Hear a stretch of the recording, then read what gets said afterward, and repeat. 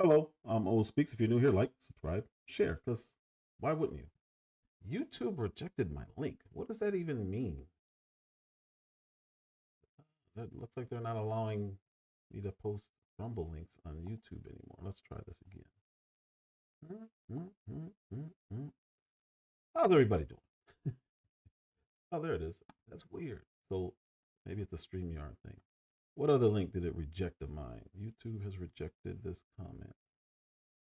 This is fairly common when sharing a link. Why?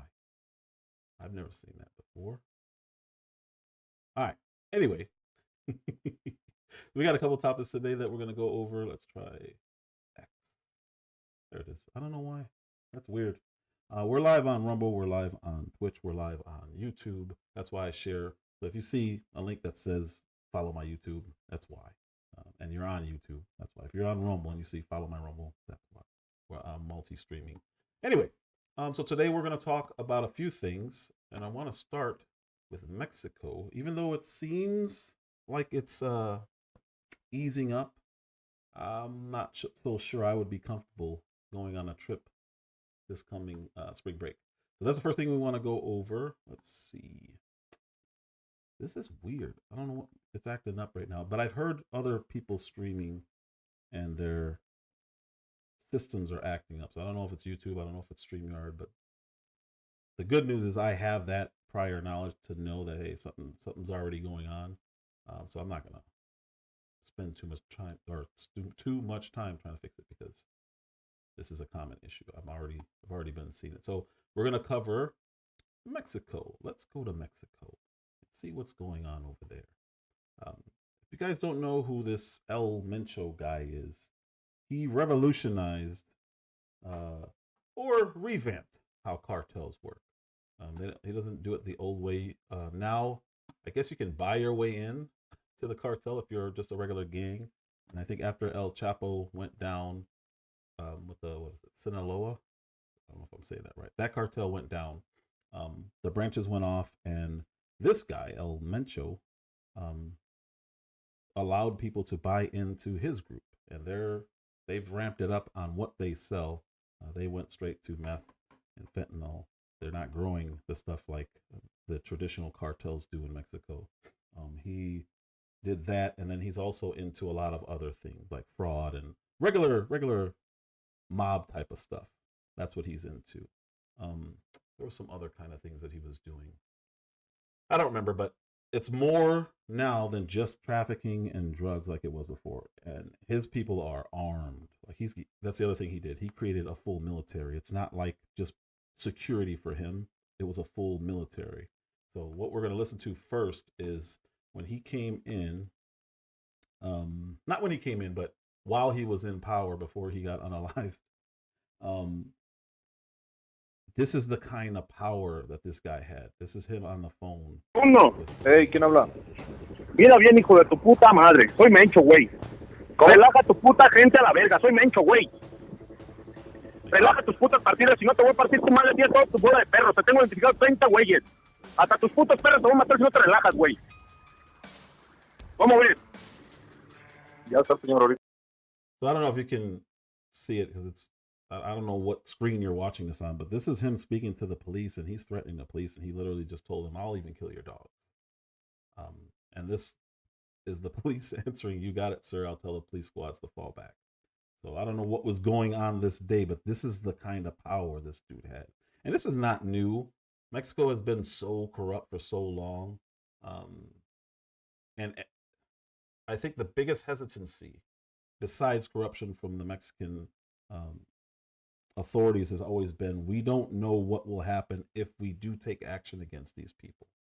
And I think now we're seeing what would happen. It creates a vacuum, and it creates a mini war. And that's what started happening. So I'll finish playing this out, make it bigger, so hopefully you guys can see. Depends on who's here and what you're watching. Oh, no cuelgues, hijo de la verga. Te tengo ubicados en Chacala, güey.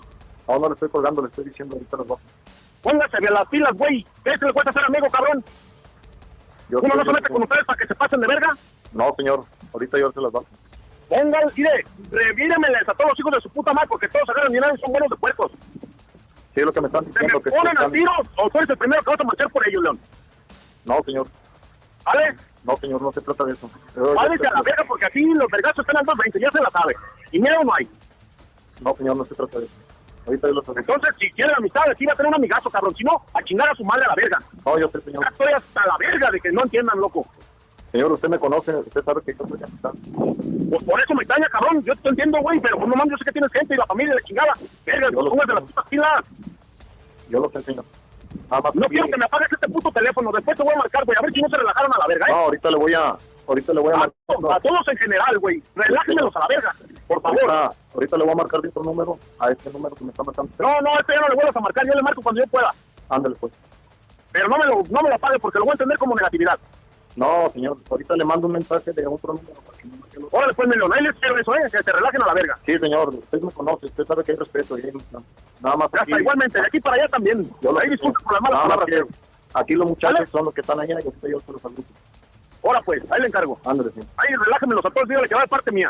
Claro que sí. Ya está. Ándale. So even, I mean, the gist of that was fall back. If you don't, I'll unalive you and everything around you. And I have 30 of your people. I could see them. I know where they're at. And you guys take my money.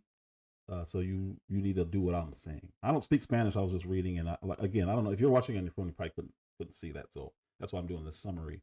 And that's the kind of power he had. The police were literally like employees, like subordinates to this dude.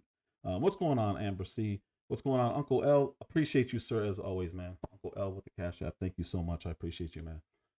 But yeah, so this is not, again, abnormal. Every cartel has power over their area, and they own the police essentially.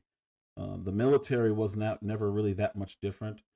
The presidents were always either scared or corrupt, and they didn't know what the backlash would look like. So this is what the backlash would look like. Apparently, well, you know, this there's a couple of news coverages here. They'll explain everything that's going on.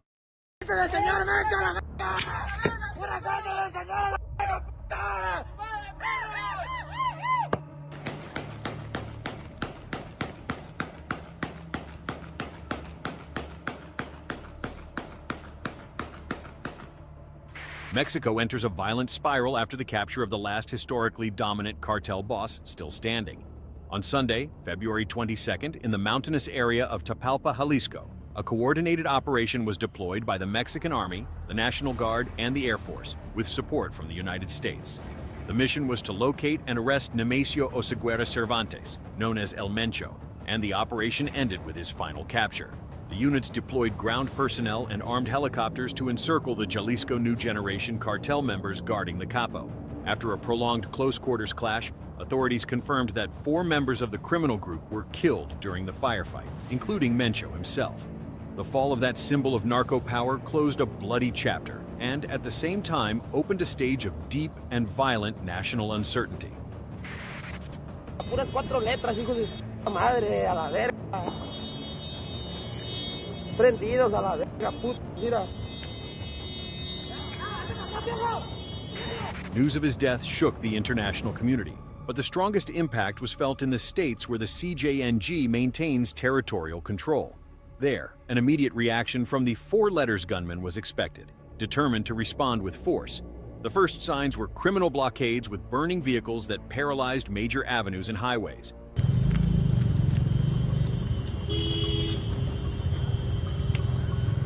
Within hours, CJNG cells burst into dozens of key cities in at least 6 states, turning broad regions into outright war zones.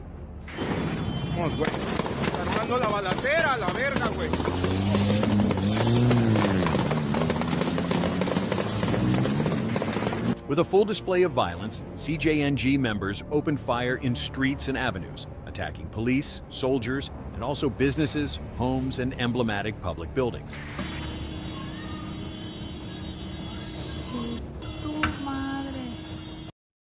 So this is so big. Apparently, there's 30. Let me see. There's 32 states in Mexico.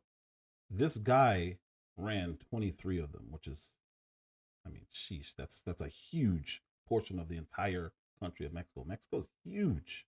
Mexico's a very, very, very large country. So his dominance over the country, again, was some cartel members died. El Chapo got captured. This dude's pretty big deal. I have had my experience. I already told you guys about my experience when I was when I went into Chicago. When I went into Mexico, as soon as I crossed the border, I started getting followed. What's up, G Will? What's up, Phoenix Rising? Mel Dub.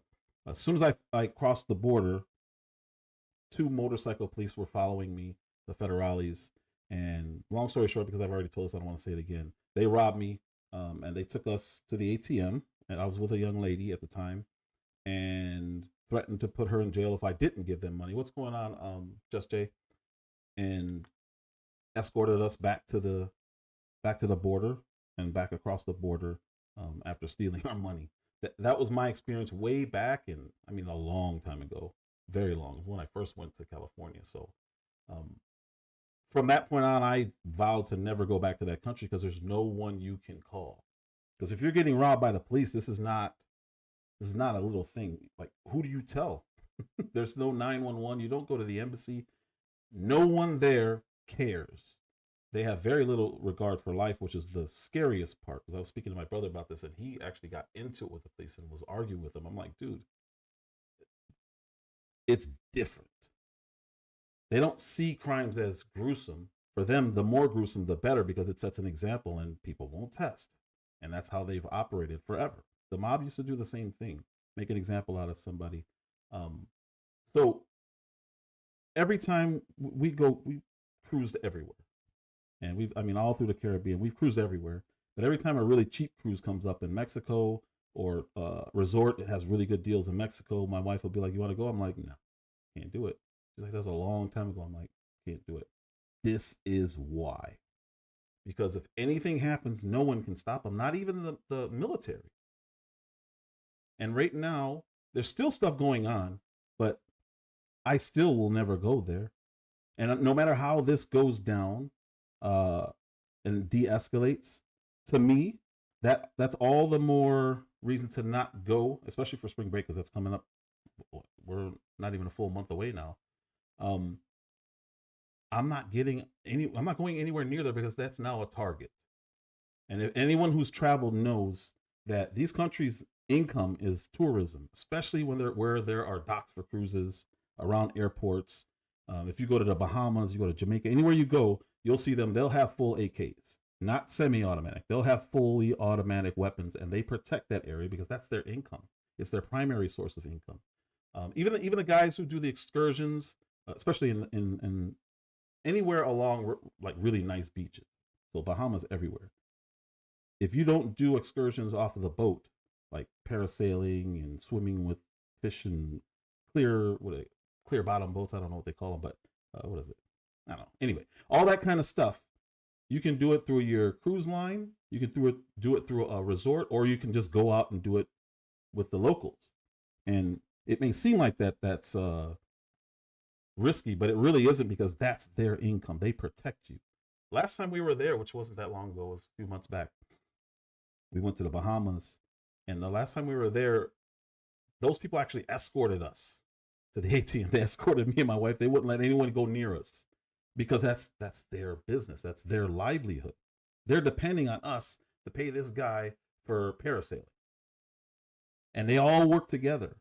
And you have the jet skis and they were literally kicking anyone who goes near even the benches, what do you call it? The beach chairs where you just lay out. If they go near that stuff, they yell at them. They tell them, get away. Because again, that is their income. They protect it like anyone else would protect their business. Like you go in a store and steal and you get chased out, the same thing happens, but it's on the actual beach, it makes perfect sense. So it's so protected. And in Mexico, you don't have that. You have that around the resorts, but you're going to need a military to stop these guys from just rolling in and doing whatever they want. And I just don't want to be there. I don't want to get caught up in stuff like this.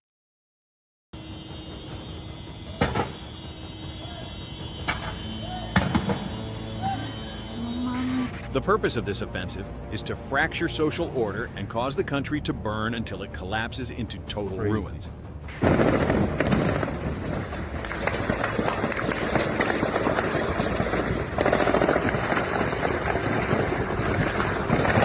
It was reported that CJNG commandos opened fire at strategic facilities, including airports such as Guadalajara's and major commercial zones in the state. In addition, recordings circulated showing gunmen confronting the National Guard and other security forces.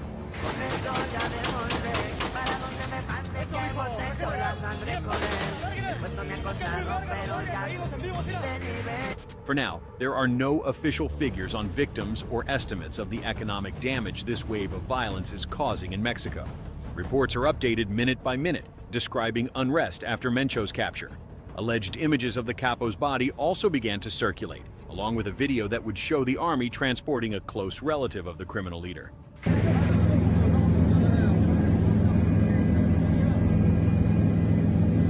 This is an evolving situation. With each passing minute, the country seems to sink deeper into disorder. Beyond the significance of the fall of the world's most hunted trafficker, it was foreseeable that after his arrest, the CJNG would react with violence against civilian targets. For now, any scenario of calm still looks distant. Now to the latest on the escalating violence in Mexico. Governor Greg Abbott is directing Texas DPS to expand operations along the border.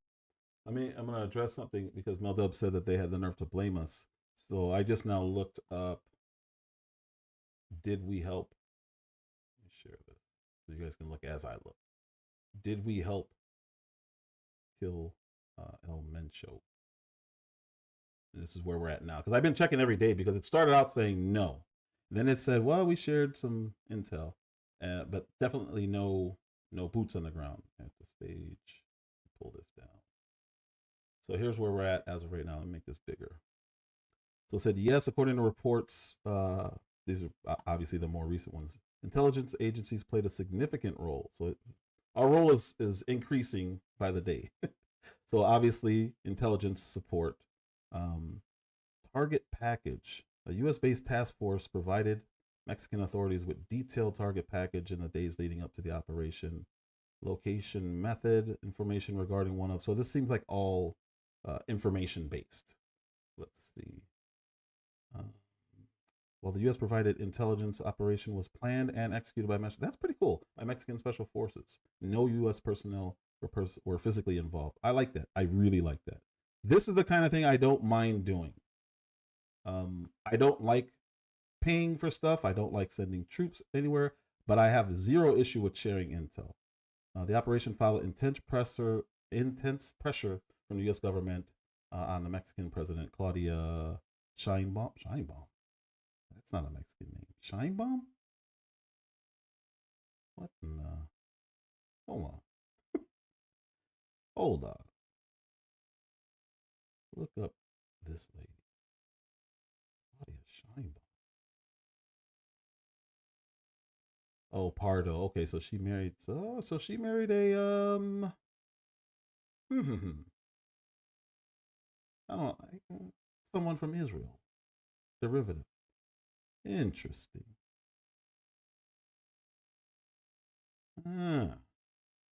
Now, I did not know this until I just saw her name. I'm like, that sounds like a Israeli name. Well, didn't know that. Anyway, it seems like we helped the Israeli Prime Minister, and we pressured her. I'm sorry, Mexican. Did I say? Yeah, Mexican. We helped her with intel, and I have zero issue with that because this is a threat to national security. Mexico is directly a threat to national security because we had open borders for so long. They're just able to come in, and liberals to this day, you can go right now and find somewhere you can find people protesting ICE. Not this. It's no big deal. No, not a big deal. It's just miles from Arizona, Texas, California, but not a big deal. They can literally drive here with this kind of artillery that you hear. You can hear they're blowing stuff up. They're burning stuff. They're shooting. one of the big things about El Mencho was that he equipped his people with like military grade stuff. I'm sure they bought it from us. If not from us, they bought it from Venezuela or Russia. Wherever they got all this weaponry from, they have the same amount of firepower as most armies. They just don't have like the tanks and the helicopters and that kind of stuff. But they are heavily, heavily equipped, more so than any other cartel ever. So when you have this kind of thing happening on the board, this is why I think this is so important. It's good. Yes. So Mel said the answer is still no. Yeah, of course. It's still no, but I didn't know. I didn't know there was more, because originally they just said the answer was no. And then they said, we just gave intel. Now the answer is yes. But it's still all intel. But this is needed. And I have zero issues with this. And anyone who is pro, or we'll just say anti-ICE. I don't want to say pro illegal immigration, even though that's what they are. Anyone who's anti-ICE needs to figure out where their priorities lie. Because you're protecting people that we're sending back, but it's not just that. We're stopping people from coming in, and these are the kind of people who are coming here. And if we still had the same presence, this is speculation, under Joe Biden, if we were still under Joe Biden administration right now, I believe we would have seen massive, massive, massive crime here. That's just what I believe. We would have seen a serious issue here. I don't want to say it would be just like Mexico, but I think there would be areas of this country that would have this kind of unrest. And that's what makes this a very, very, very important story. So I wanted to start off today's live with it. We'll have fun later, but this is huge. This after a wave of violence erupted in Mexico after the Mexican military killed the cartel boss known as El Mencho. Several dozens of people were killed in the attempt to capture him in the violence that followed, his death setting off several hours of unrest. And I went in order. So it started out saying they don't know how many people. As it goes on, it's going to be up to the more recent reports. So now, to this point, it was several dozens of people who were unalive. With vehicles being set on fire throughout the area that led to a number of roadblocks, which is considered a common tactic used by cartels to block military operations. Now, the violence is leaving many tourists from San Antonio, like Blanco, in a scary situation, having to shelter in place at their vacation destination. And they don't know when they'll be able to return home. News 4 San Antonio's Karina Hollingsworth is live with the story of a San Antonio woman who's caught in the middle of the violence.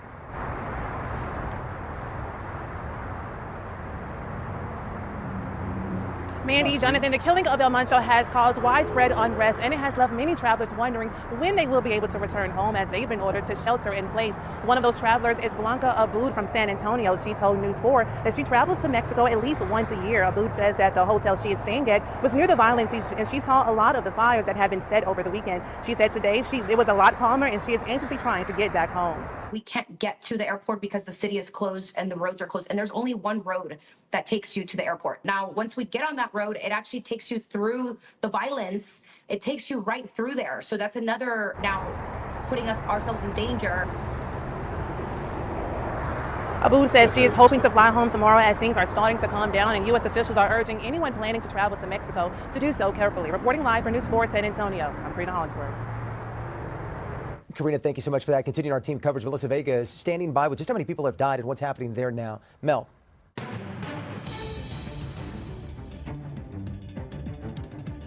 Come on, Mel. Well, we are getting some new video coming into our newsroom right now. We want to show you some of that aftermath of the burned out cars after the violence of killing that cartel leader El Mencho. This is in Puerto Vallarta. Tonight, we are learning at least 73 people have died during the attempt to capture El Mencho. And after, also want to show you, this is new video of Mexican armed forces outside a federal forensic center in Mexico City, where authorities are confirming El Mencho's death. Forensic testing was carried out to verify his identity. And as we take a live look from the White House right now, the White House confirming the United States provided intelligence support for the operation, praising Mexican forces for targeting one of the most wanted drug traffickers. Mexican authorities now reporting more than 250 cartel roadblocks across 20 states have been cleared. Also want to show you this. The U.S. State Department reporting just a short time ago that multiple airlines are operating from Guadalajara and Puerto Vallarta. And while there is some relief that a major cartel leader is gone, there are growing fears that the violence may be far from over. That is the latest from the Livedesk. American tourists stranded in the popular Western Mexico vacation destination. The U.S. State Department urging them to shelter in place. If you love your life, stay here. Don't go anywhere. Fallout from a Mexican military operation that killed one of the world's most wanted cartel leaders, Nemesio Oseguera Cervantes, known as El Mencho, head of the Jalisco New Generation cartel. Mass flight disruption Sunday continuing into Monday. We hope that during the course of today, or at the latest tomorrow, all the flights will be restored. Most of the hundreds of roadblocks put in place by cartel members have been removed, Mexican authorities said Monday. The State Department running crisis hotlines for Americans impacted by the unrest who need assistance. One for those calling from the U.S. and another for those abroad, including Mexico. The White House voicing support for the operation that killed El Mencho, calling him a top trafficker of fentanyl into the U.S., and confirming the U.S. provided intelligence support to Mexico. President Trump issuing a statement saying Mexico must step up their efforts on cartels and drugs. Block by block here, we see cars and vehicles burned, the windows here of shops just shattered out by explosives and bombs and gunfire. This is just right here a glimpse of the aftermath. Dozens of people killed in both the operation and ensuing violence that erupted across several cities. Several airlines suspending flights to cities like Puerto Vallarta, and many routes won't resume, we've learned, until Wednesday. Tonight, the U.S. State Department still urging some Americans in those affected regions to shelter in place and at all times avoid crowds. Continuing coverage, let's take a look back at how we got to this point. The Jalisco New Generation Cartel, or CJNG, emerged around 2010 after the breakup of an older criminal group in western Mexico. Led by El Mencho, as Ryan just mentioned, the cartel quickly expanded through violent turf battles and strategic alliances. U.S. authorities say CJNG became one of Mexico's most powerful drug trafficking organizations, moving methamphetamine, cocaine, heroin, and fentanyl into the U.S. and other countries. The group drew international attention in 2015 after allegedly shooting down a Mexican military helicopter, killing 6 Mexican soldiers. Dozens of cartel members and law enforcement officials are dead in Mexico. This is why, even with the air, like, they just resume flights. I don't know, because this guy's also, he's known for having armed drones, RPGs, and I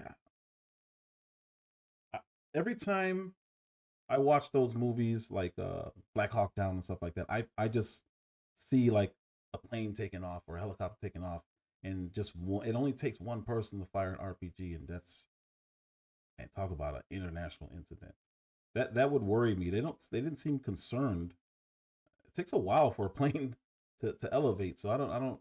Yeah, this is wow. Mexico, with U.S. tourists caught in the middle after the killing of a powerful drug lord. There have been attacks in at least 20 Mexican states this weekend, and the U.S. Embassy is urging Americans in several different cities to shelter in place. The number of those cities has decreased since Monday, but still includes Puerto Vallarta, Guadalajara, which will host World Cup games later on this year. News Nation national correspondent Ryan Bass is live with us now this morning. Ryan, this violence could disrupt spring break travel plans as well for families who are about to leave town. What do people need to know this morning? Well, Marky, the good news is popular vacation destination spots like Cancun, Cozumel, Playa del Carmen, and Tulum are all back to operating as normal as of this morning. The entire country of Mexico, though, still is at a level 2 advisory, and some states are carrying even higher warnings. So it is worth keeping tabs on that trip if you do have one planned in the coming weeks. Now, you talked about some of those naval ships that are forming there just off the coast of Mexico. That is something that we're seeing. Mexican Navy ships in Puerto Vallarta, as well as thousands of troops to keep peace and support security after a weekend of deadly violence in tourist hotspots. Now, this all started when Mexican forces killed cartel leader El Mencho. Gang members responded with widespread violence, especially in areas like Puerto Vallarta and also Guadalajara as well, Mexico's second largest city. More than 70 people have died, including cartel and National Guard members as well. Flights to Puerto Vallarta were disrupted. Cruise lines from Norwegian to Carnival and Holland America skipped port as well. And it's not just tourists that are caught in the middle of all this. Mexico actually has more American expats than any other country in the world, about 1.6 million, according to the U.S. State Department. Flights in and out of Mexico have resumed, and people we spoke to this morning, they say that they chose to go, right? They say they know what the risks are, they know the advisories that have been put out, but some of them said, you know, it was a last-minute decision. They were still thinking about it last night, but decided to move forward with it. But we do want to share with you new guidance from the U.S. Embassy for those of you. How bad do you need a trip that you can see this and still say, come on, hon, let's go? There's no way. There is no way you can get me on a plane or on a car or on a boat to that country. There's no way. It's not happening. I can't believe that. There's a lot. So I think, they may say it here, how many people are on some of the flights, but this is I'm good. I'm good. Who knows someone who is maybe stuck in Mexico. Right now, the U.S. Embassy is asking Americans in certain locations in Mexico to shelter in place and contact official emergency hotlines for more information as dangerous conditions persist. U.S. citizens who are still stuck in Mexico are also being asked to avoid areas around law enforcement activity and minimize unnecessary movement. Right now, 6 Mexican states are under level 4 do not travel advisories. That includes Michoacan, Sinaloa, and Zacatecas. 7 others, including Baja California and Jalisco, where cartel drug pin El Mencho was killed, are all under a level 3 advisory, which means Americans should reconsider travel. This all follows a wave of violence across Mexico after Nemesio Oseguera Cervantes, known as El Mencho, the leader of the powerful Jalisco New Generation cartel, a major trafficker of drugs into the U.S., was killed Sunday along with other cartel members in a Mexican military operation aided by U.S. intelligence. His killing immediately triggered a series of violent events, and since then, the U.S. Embassy has directed impacted travelers to check social media pages run by Caminos y Puentes Federales. That's an official Mexican agency for updates. Now, as we come back out here, some other things to note. There are 2 flights this morning from Alaska that are taking off to Puerto Vallarta and Cancun. Both of them have about 40 passengers checked in. Both planes can carry around 160. So staff here tell us that is extremely rare. The situation, of course, very much fluid. And one other thing I want to mention, I just got in contact with a friend who told me he landed in the Guadalajara airport last night, and officials there actually told him, do not go outside, stay in the airport. So he told me now he has about 6 more hours to go until he can catch his flight back here to LAX. So why go? You get there and they're just trying to shore up that money and not do refunds on the flights. Because you have on one side here, you have them saying, yeah, sure, you can fly. Then when you get there, they say stay at the airport. So why go? Why would anyone do this? I don't understand. And what makes the airport so secure? Here, I understand how secure airports are, but there, anyway.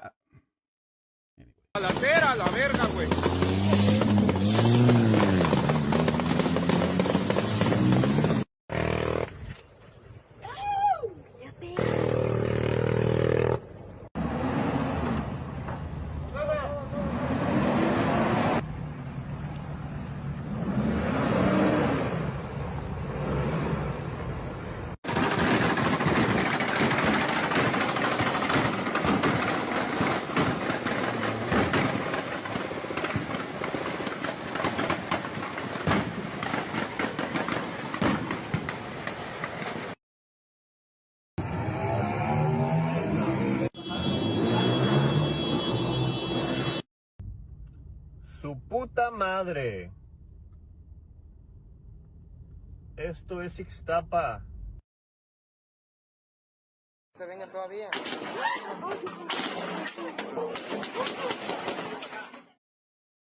Yeah, I'm good. There's no reason for me to go anywhere like that. It's a literal war zone. And the airlines seem to be trying to tell people, sure, travel. Hotels are good with it. I think they know that this is going to be a really, really, really bad season for travel to Mexico.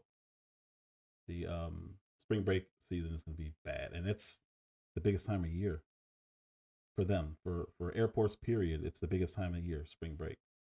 And it's quick, doesn't last long. That's where you get most of your money. So it's not happening. I have zero interest in going there. I already wasn't going to go. I almost softened up once when we were going to go. There was a really good deal on a boat, and it was like out of season, so there wouldn't be a bunch of kids on the boat. No, almost did. I'm like, nah, we're good. Because now I'm in Texas, so you can go straight to Galveston. It's really cheap. I'm like, let's go camping. We went camping, and I said, I'm good. I have no interest. G. Will said there are way more guns and bigger guns than there. Yeah. So that's even, so they protect it more there. But again, this is not normal cartel. They have armed drones. They have RPGs. They have, what do you call it? Improvised, what is it? IEDs? What do you call it? Improvised explosive IEDs. They have all that kind of stuff, dude. It's not normal. This is not a normal cartel where it's all guns. They have everything. And it only takes one drone to get through. I'm straight. That's the Mexico portion of this live. Anybody want to talk about Mexico? I just pinned the link if anyone wants to come up, because next we're going to be talking about Newsom, Gavin Newsom. But those deportations, and this is obviously all Trump, because he pressured the Israeli prime minister, the Mexican president, he pressured her because that's clearly what he's wanted to do this whole time. So actually, I like that. That's good. It's very good. I'm still not covering him much because I'm disappointed in the Epstein stuff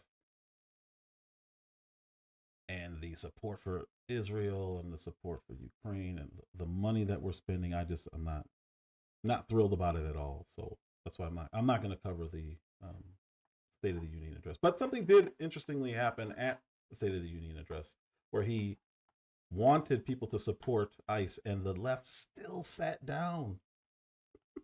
Even after there's a war going on in Mexico, and that is the main way that people get here, they still could not bring themselves to just stand and clap.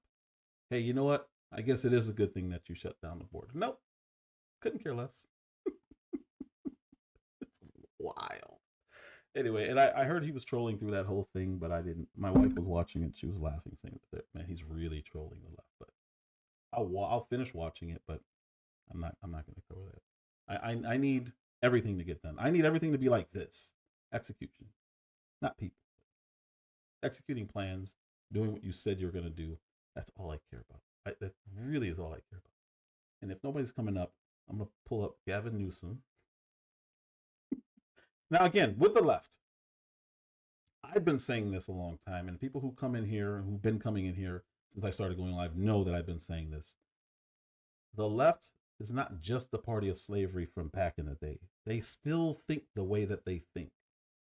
They just go about it differently. They use the government to do it. It's not like a slave owner here, a slave owner there. It's mostly in the South. That's not what this is. They are politically doing it. Somebody, it may have been Mel Duff. Somebody sent me a video. I should have kept that. It was a black dude who was saying that it's okay for white liberals to call black people the N-word, and almost saying because they are. But it's like, dude, these people don't care. They just find a different way to be racist. Let me pull up this video because Gavin Newsom, he said something funny. It's not funny. It's extremely racist, but let me see. Gavin Newsom. All right, I'm gonna pull this up so you guys can hear this part. So just what it says, he's speaking to black people. This is in Atlanta. He thinks he's gonna be president. This guy's he's the worst governor in the country out of California, and now he's aiming for the presidency. So remember we had Hillary with the hot sauce, Joe Biden. There's those black people. Some of them are just as smart as you guys, and it's like their kids are almost as smart as ours, or something along those lines. I think I just exaggerated by adding almost, but he was saying it as if white people don't know that black kids can be smart, and he said horrible. Like Biden, accidentally and intentionally has said some of the most racist things of any president. Lyndon Johnson's probably worse, but Biden was not far off. I'm not trying to impress you. I'm just trying to impress upon you. I'm like you. I'm no better than you. I'm a 960 SAT guy. and I'm not trying to offend anyone, trying to act all there if you got 940.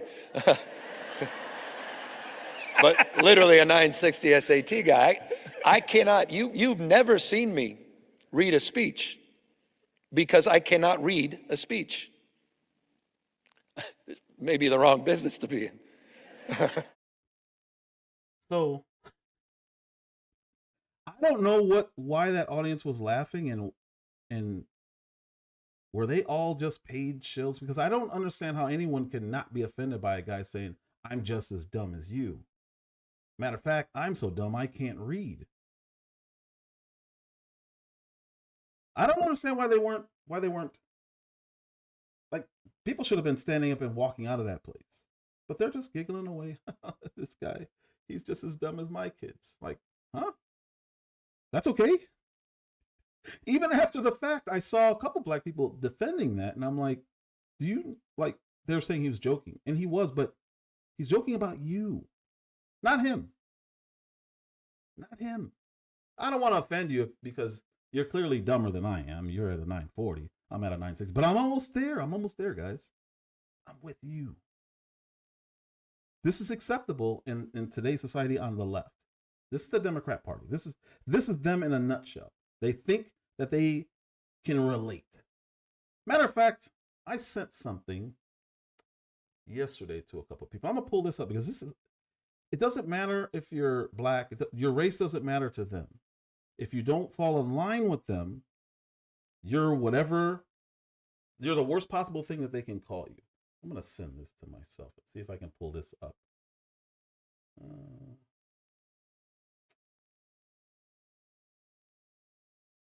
Dang it! It was a homeless. It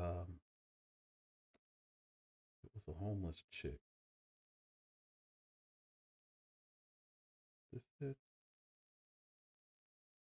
Where did it go? I had this. There it is. Let's see if I can bring this up. It's on IG. But this is how, like, they have this savior mentality, and they believe if they can help us, because of obviously they're superior to us, if they can help us, they can make themselves feel better because they have white guilt. And I'm not exaggerating. I'm not making this up. This is what they are. Entering the studio. Why did it do that? Oh, because it's I don't think I'm going to be able to do this. Crap. Well, anyway, it was a white liberal female, and she walks up and she just pets a homeless person. It's the funniest thing because she has no idea like how condescending and how ridiculous it is to just walk up and pet somebody. But because she's who she is as a liberal white female, she thinks she's helping them. She's consoling them. It's all self-serving. That's what liberals do. That's what they are. That's all they are. Let me see if I can pull this up. I hope I can open this because it's hilarious. No, really. But anyway, they treat us the same way. They see you as inferior. In their mind, you'll never be as well off as them because, of course, there's the things that have held black people down. So they believe because we are worse off, it is up to them to save black people. And it's literally a slave master mentality. They just don't see it that way because they think they're helping. Let me see if I can pull this over. I don't want to log in. I just want to watch. Can I just watch? You gonna let me watch? I think it's gonna let me watch. All right, let's see if this lets us watch. Because it's wild watching somebody do this. And why does it take a homeless woman to teach this lady this lesson? This is wild. Let me pull this down, put this up, and play. Hi. Okay. Yeah, we're good. We're good. You all right? Okay. Hi. Yep, we're doing okay. Okay, chill out. Relax. We're good. All right. There's a distance. Yep. Are you okay? Calm down. Okay, stop. Calm down. Stop. Hey. Stop. Relax. Calm down. It's okay, dear. Calm down. So, dear. Calm down. Yes. Calm down. Let go of her. Let go of her. Let go of her. It's okay. Everything's okay, dear. It's okay. You hear her? I'm petting her. Like the lady just walks up to a human being. There's no compassion there when you do something like that. Compassion will be calling social services and trying to get them to help this lady. In her mind, she needs to feel good. So she walks up and pets the lady on her head. So the lady stands up, and this is a white lady. It's not a black lady, but again, they just see themselves as superior. Everyone else is inferior, so it really doesn't matter. The lady said, I'm petting her. I'm just petting her back. Everything's okay. Are you okay? All right. Lady. Are you waking up?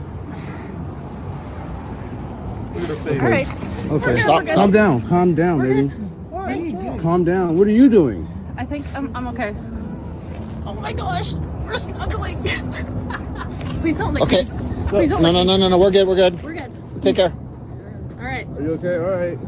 You wanted to pet her? Okay. I'm glad you're doing okay. That's interesting. I'm glad you're doing okay. No, you're not gonna poke me in the eye. All right, Tara, walk away. Why did you poke my head? Well, because we're...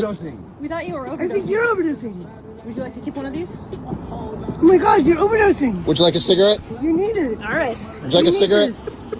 There you go. Thank you. You need this stuff. I'm okay. You want me to keep it? You're dying. Okay, okay. You're dying. You're dying. Thank you. What's crazy is this lady has more sense than the three idiots who are walking around petting homeless people. We thought you were overdosing. Why? Because she's homeless? Now she's sitting there saying, no, you're dying. I'm petting you. This is what you wanted. She's just rubbing. I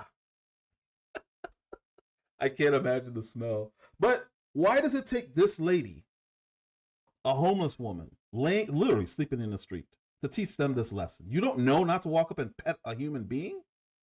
How arrogant do you have to be? But again, this is the liberal white woman's, and these are white guys too. Whoever you are, if you think you're superior to something, you think you're over it. You think that gives you dominion to walk up to a woman and just pet her. And now she's being taught a lesson. Good.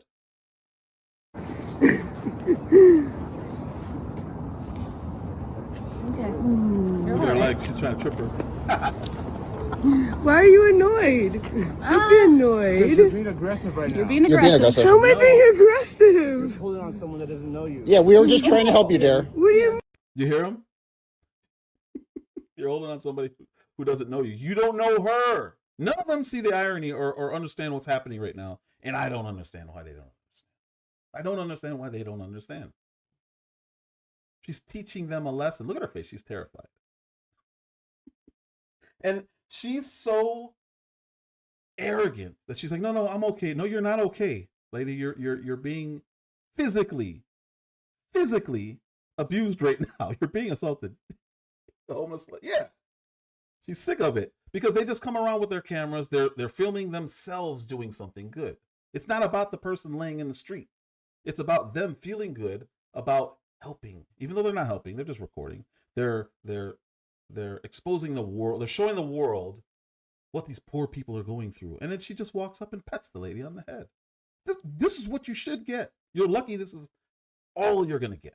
What do you mean? What did you do to me? We thought you were dying. No, you didn't. Yes, we did. No, you wanted to annoy me, but Nope. that's okay. Okay, why don't you let go now, please? Let go. I love you. I know, let go, let go. Thank you. You opting in annoyance? Let go. That's so stupid. Let go of her. It's okay. She wants you to let go of But her. you still feel annoyed. Let go of her. I do feel a little annoyed. Yeah, you need to let go. Well, then why did you do that? This is such a valuable lesson. And I'm under the impression, just by looking at these idiots, that they're not going to learn their lesson. Maybe she won't go pet somebody, but they're still going to go around filming them. They're still going to ask them stupid questions. They're going to offer cigarettes. Like, she's going to take the cigarette, but she's trying to display to these idiots, you can't just go around touching people. And then they're literally saying she's uncomfortable because she's touching her. No, she's touching her back. What are we doing here? This is in Oregon. This is in the United States of America. This is why I don't like sending money everywhere else. Right here. This is a perfect example why I don't do that. Because we have people who need help. This lady is fully cognizant. She knows what she's doing. It's clear she knows what she's doing. What's up, man? Can you just give me a wave real quick?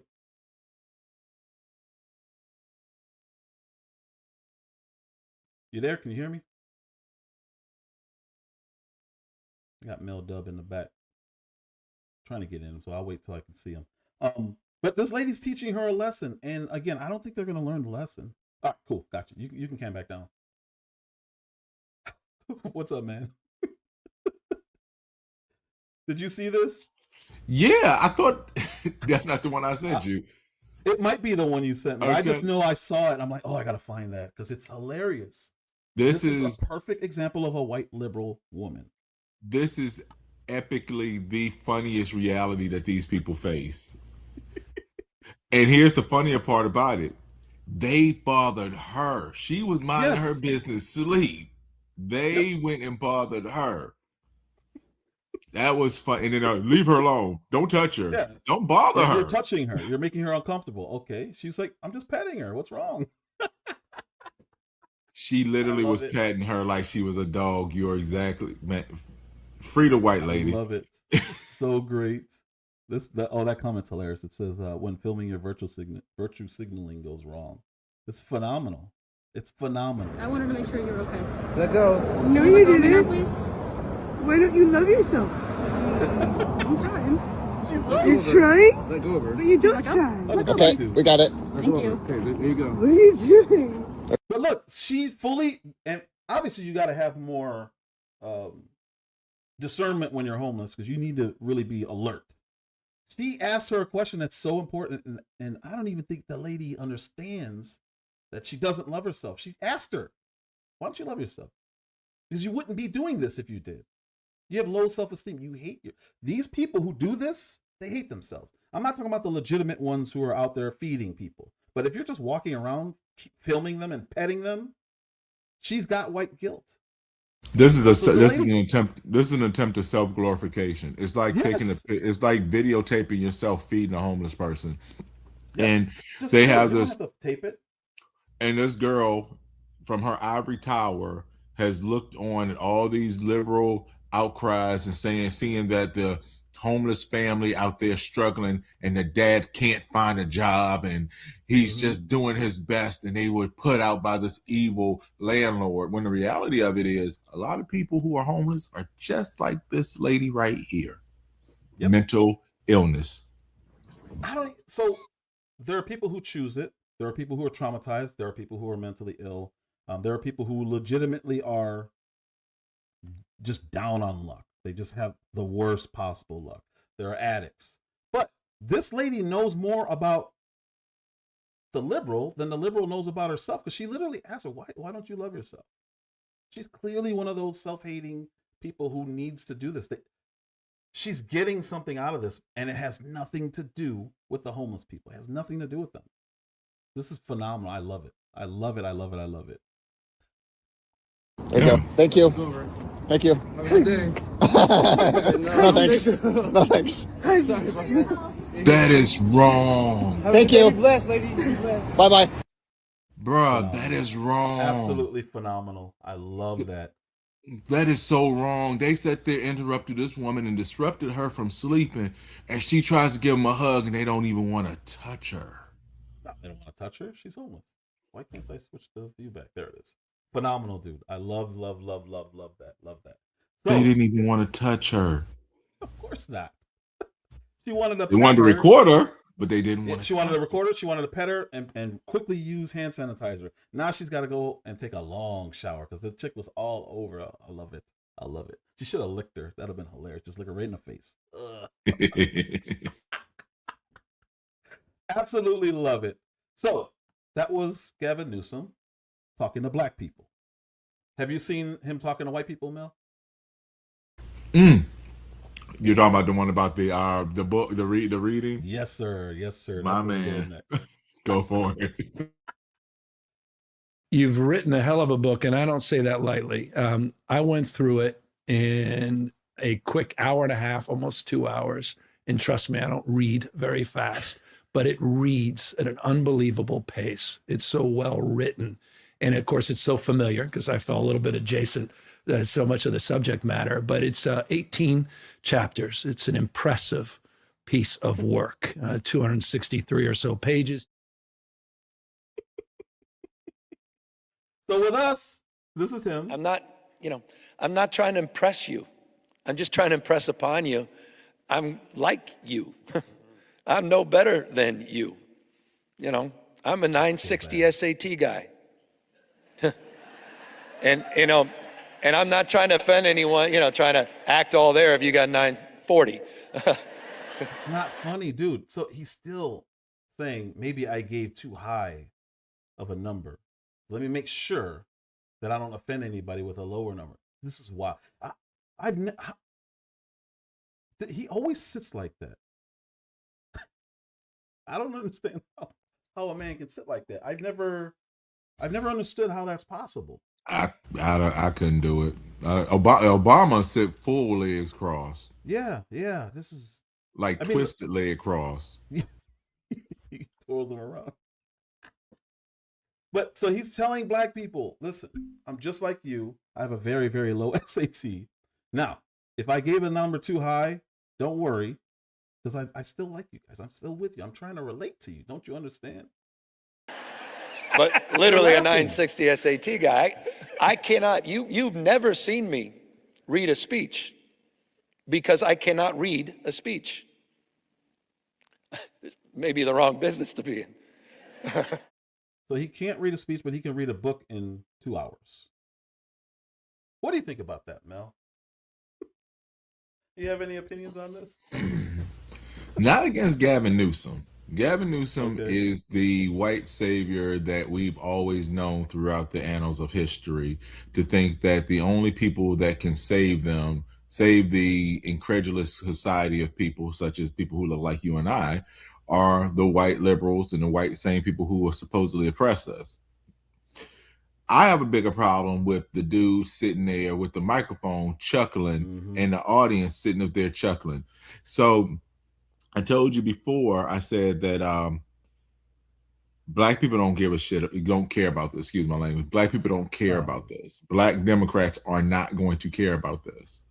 They didn't care when Joe Biden said that black kids were rubbing his legs to see his blonde hair on his legs.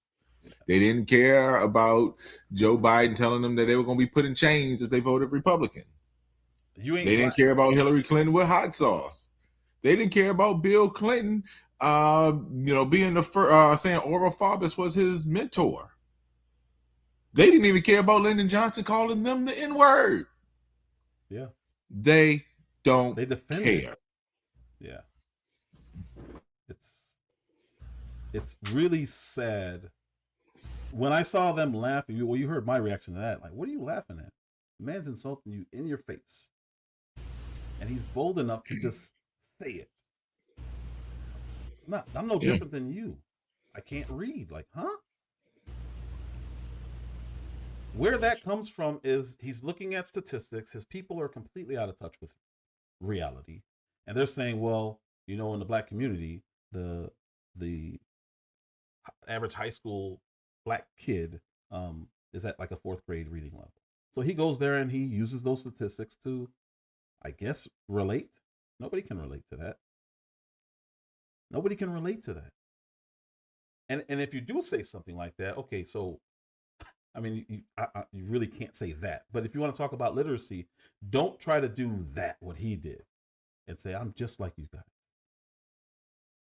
I came from a ghetto and I ate ramen noodles, all that kind of those weird things that people say. And it's like, just say what you're going to do to help, if you're going to help.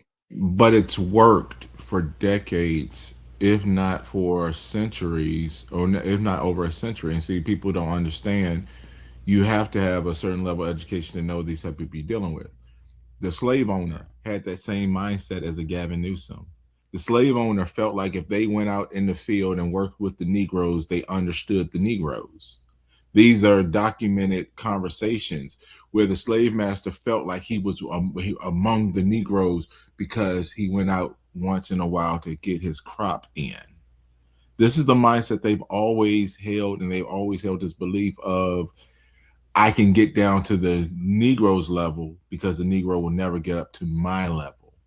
And it's a dangerous mindset because we allow and we have people who look like us, who are the guardians of this stupid belief system that these people have created and pushed upon us. They get paid, dude. They have to get paid. I don't understand why else anyone would do this. You can't be that unaware or clueless. In my opinion, I don't know. Like, who was the guy who was justifying the N-word? It was a black dude. Toure, that idiot Toure. Yes. So, like, you think he's a dumb person? I don't think he's a dumb person. I think he's a smart person. His politics are different than mine. Obviously, they're different than ours. But to be able to justify that is just, it's wild to me.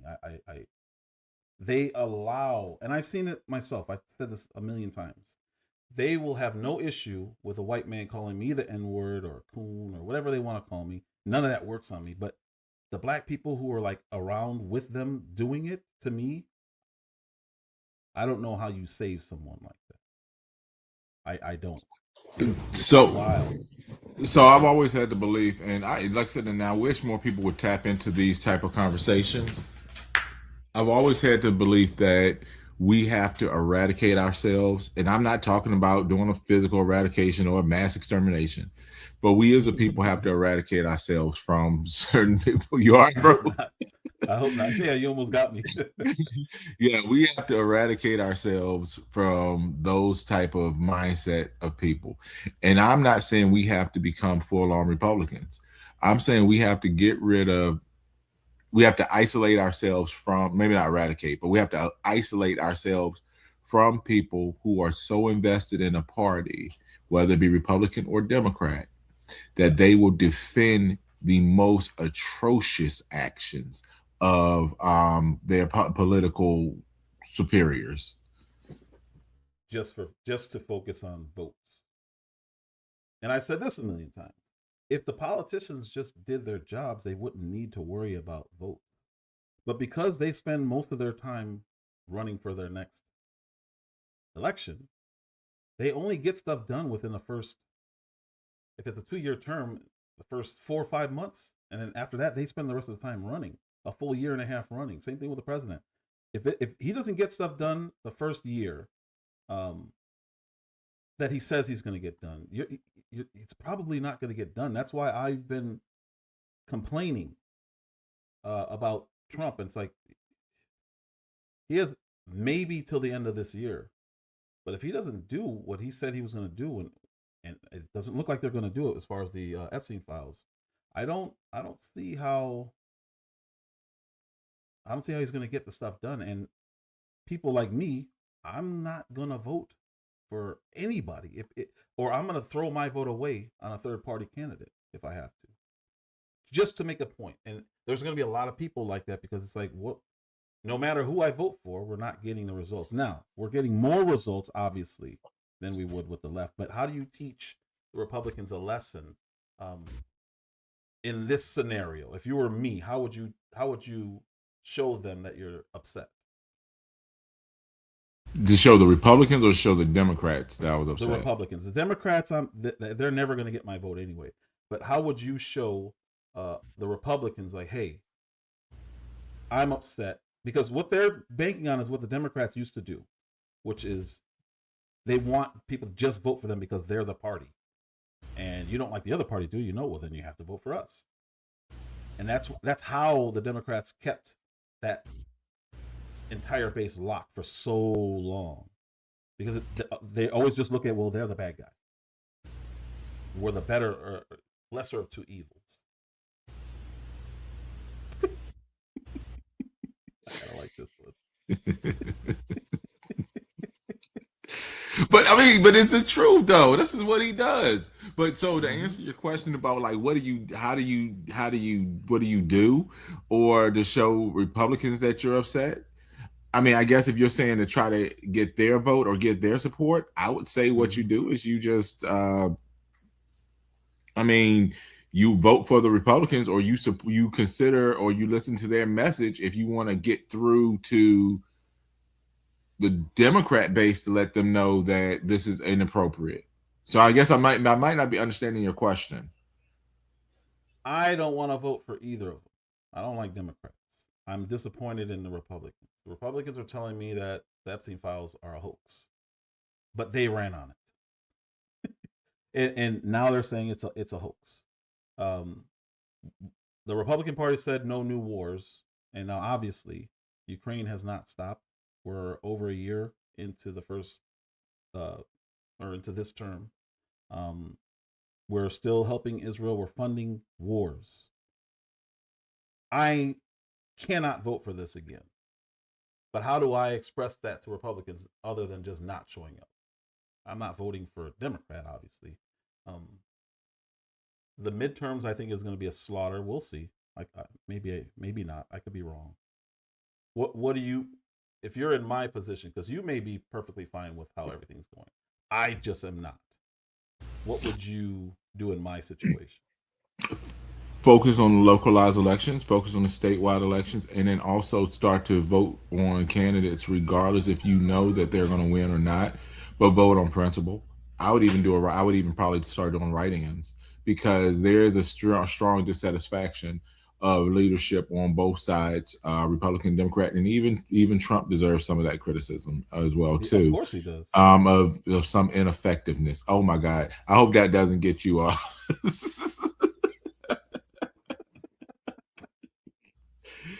Yeah, Twitter's not giving him a chance. But I was looking for one because I think Roland Martin may have defended him. I think Roland Martin may have defended him. I know Cornel West went after him, but I think Roland Martin may have defended him. You know, as crazy as Cornel West, as crazy as I think he is, he believes what he's saying. I don't have a problem with that. I just think he's wrong, but I don't have a problem with it because he stands on what he really believes and he doesn't change it. I like that. I like that. Again, I don't agree with most of what he says, but at least I know he's genuine. So even if he ran, if he did, he wouldn't win. I would at least know what he's gonna try to accomplish when he got in office. I don't trust anybody else now. I don't believe you. Yeah, no, I agree with you wholeheartedly, because you can't find value in, and people really need to start having some more honest conversations, like, get out of the BS, so to speak, or out of the beef, so to speak, and different things. And we really have to start having these conversations about our communities, because we're getting people like the Gavin Newsoms to get our endorsement because somebody like a Al Green goes in front of Congress and say, yeah, God help that man. But we get that type of behavior. And just on a side note, man, how juvenile was those people, man? They were acting like some damn idiots. I mean, I remember when that dude, what's his name, that Wilson dude or whatever his name was, they damn near threw that man out of Congress when he told Obama, "You lie." Now we got Ilhan Omar up here shouting while Trump is talking. Yeah. And you have this goof. Let me see if I can get this up here. For people who didn't see it. It's not going to go. Dang it. Normally I can... that picture of Newsom right there is... That picture is crazy. It's phenomenal. Let me see if I can get this one over. Because it's hilarious. This is on X. Let me copy. But yeah, we're settling, and I don't know why. Like we shouldn't do that. We shouldn't just be okay with people overtly lying to us. And I've heard it all my life. I mean, I'm sure you've heard all your life. Oh, all politicians lie. Yeah, but then what do you do about it? You just ignore it, or do you actually do something about it? It feels like we finally, or I finally was like, okay, we're going to do something about it. I did something about it, but now my guy is, I don't want to say doing the same thing because he's not really doing the same thing, but he's not doing what I tasked him to do as his boss. I am his boss. You're not. Yeah, and you said you were gonna. But that goes back to what I told you about, like Donald Trump, when he came up and was like, "Oh, well, you'd be locked up with Hillary Clinton," and I knew that he was a flawed politician. Then, if you have the ability to say you want to pursue justice, if Nancy Pelosi has committed this, insider trading fraud, as you allege or you point out to in the State of the Union address, if Ilhan Omar has gone from making $40,000 a year to being net worth for $30 million, and you don't say anything, if all of these atrocities and these injustices are happening and you don't pursue criminal charges against them, then you're just to me, you're in that swamp and to a degree. You're showing me that even though you believe that she did this, you're still not willing to do anything. And my question is why? Why? If you guys haven't. Oh my God.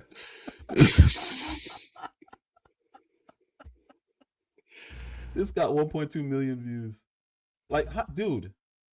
This is pathetic. Well, it makes you wonder, like, why are these people in office? Are they in office to find solutions, or are they in office just to become obstructionists? Because either way, it's not productive. What this man is doing right now is not productive for his constituency down in Texas. You ain't in his district, are you? No. But all these people, the left, all they do is protest. They're not trying to actually do anything. They're not trying to solve problems. In my opinion, they're not trying to solve problems. So if you're there to protest and then the right's there to just complain about you protesting, then what are we doing? What are you doing? What are we doing here? Nothing's getting done, and you guys are just going to keep running against each other. You're not running for yourself. You're running against each other. I like hearing an actual plan. And if I don't hear a plan, then I also have to trust your plan, because most of the time they're just saying what they think you want to hear. So you really got to pay attention, and I'm done paying attention to the federal stuff, man. And then what they do is they turn it into something like, oh, well, he didn't mean it, or it was comical. Salute to you, G. Will. Salute, bro. What's up, man? What's going on, y'all? But yeah, but they make it into this comical thing, or they'll say, well, Trump worse. Like, to me, what is worse than having elected officials believe that you are incapable of getting a voter ID, incapable of scoring 1,000 points on your SAT, incapable of being able to do the things that's basic functions of society for your community to be successful. And you still continuously, repetitively, religiously vote for them. And cake for them. Like you're defending, like you said, you're defending stuff that you know you shouldn't be defending. And the basis is, yeah, but the other people are worse. And that's not enough for me. It's never been enough for me. I just won't vote for either. And just, I guess, go straight local. I just missed all of our locals because I haven't really been participating. I've been really annoyed with government, period. What's up, G. Will? What you got, man? Man, I just, I just came in to participate a little bit. Your boy Al Green is Al Greening. Sad he got that name because, people might think of the, old R&B singer instead of that idiot. It's just that, I expected after the last time, after when Trump, won the presidency, I expected this to happen again. Some people said they weren't going to go, which I was happy about, but I knew Al Green and dumbass Umar and, the thief of all thieves is upset because she got caught thieving. But I expect this, and, Gavin Newsom, unfortunately, he's the governor of the state I'm in because these people keep voting against their better interests. Like, Californians do nothing but complain about taxes, but continue to vote for people that want to increase taxes. So, it's this whole situation politically, I don't see where America in right now. Our future is grim, dude. Our future is grim. You see this AI? This is wild, dude. But Mel, the cool part is there's a politician out there telling you and me that he's just as dumb as we are. Possibly our next president of the United States. He's like, I'm just like y'all, dumb, don't know crap, can't read, uneducated. I'm just like y'all. You know what? And I'm surprised he ain't say y'all. I'm telling you, that's but what in the hell? Hold up. What? He didn't say it, but that's what I heard. He's talking about the screen. Oh my God. Oh Lord. You cannot win. That's hilarious. X. Yeah, there ain't no winning on X. That's hilarious. I'm sitting here. Dumb, yeah. You do something dumb and you don't go on X. Stay away. Stay far away because you'll see stuff like this and it's like, oh geez. Yeah, I'm sitting here without the ability to really, really pay attention to the phone because I'm I have a catering job in LA tomorrow, so I'm cleaning up ribs right now. But yeah, Hey, look, I bet you Gavin Newsom will say he was cleaning. He used to clean ribs too. man, I'm telling you, clean. But look, Gavin would be like, I clean my collard greens in the tub just like y'all. My friend Kamala taught me how to do that. Yeah, he about like, I like chitterlings too. I like chitterlings. Once you get past the funk of it in the beginning, take out the membrane, you all right. So we're laughing and we're joking about this, but there's somebody who needs to be watching this live right now to really understand what we all are saying. These people are con men, and they are selling you, and they are using you, and they're getting I call them the all skin folk and kinfolk crowd to come out and tell you that it's okay for them to talk to you this way.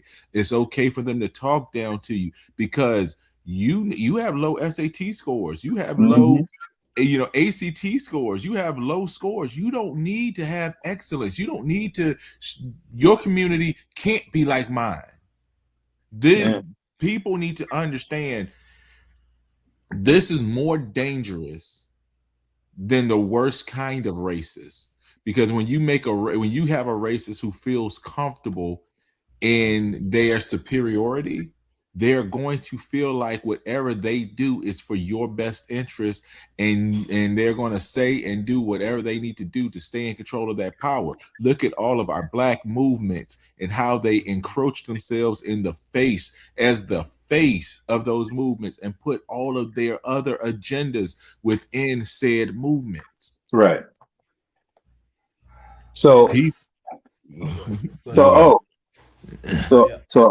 have 3 daughters who are all college graduates. Yep. There is a potential president that's saying that they shouldn't be that smart because of the color of their skin. And also all HBCUs also. All HBCU, one law school, the other 2 a different HBCU, right?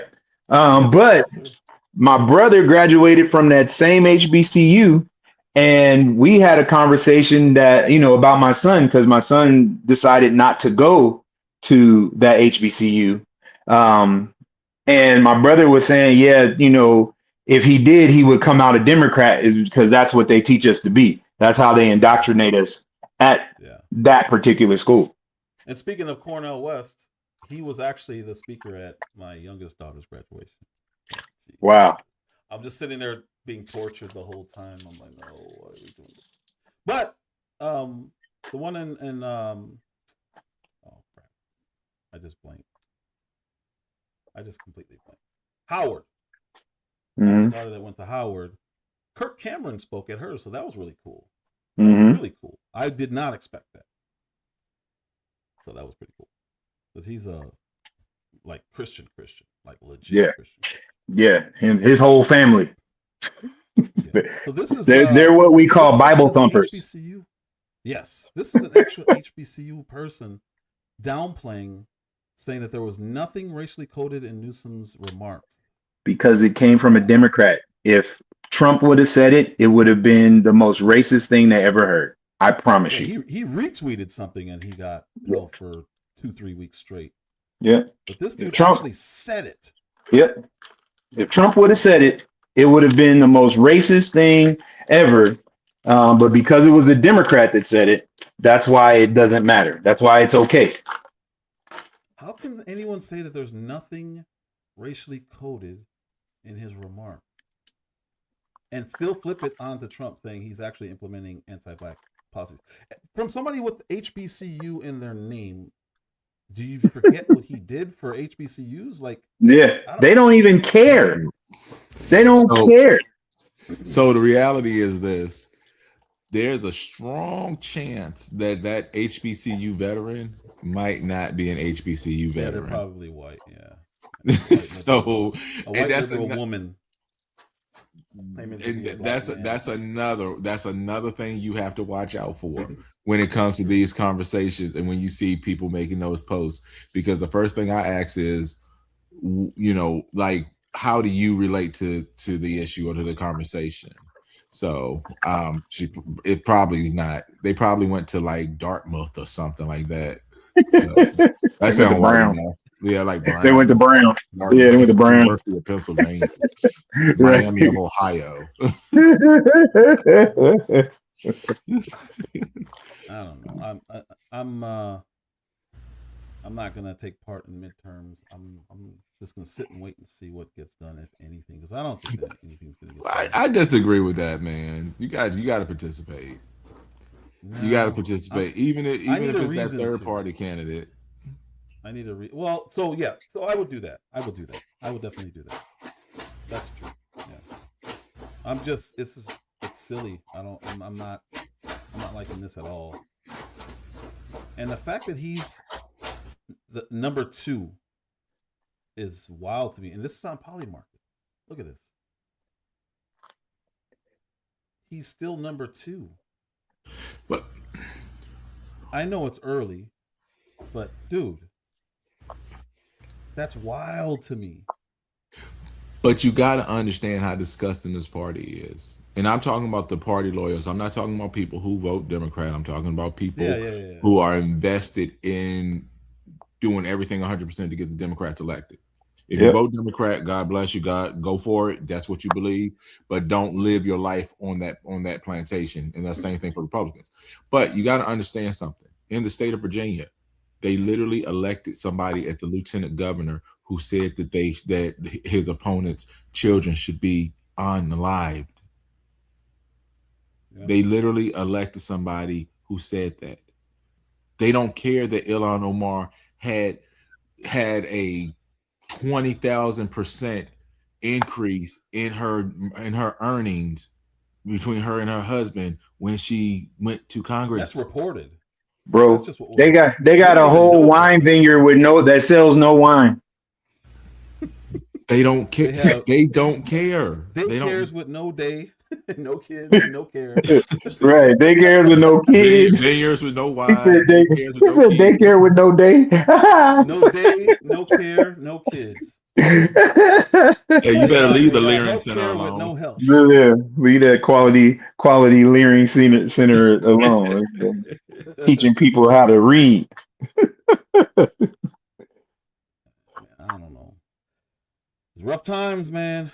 I don't know. It is. I had a church member. I'm head of security at my church. So I had a church member come up to me and she was like, "Hey, I need you to make me a t-shirt with Jasmine Crockett on it." Oh, and I said, "Why?" Huh? Oh yeah. In Texas. And I said, "Why?" Because she's 100. She's the only person that is 100% honest and telling these Republicans how it is.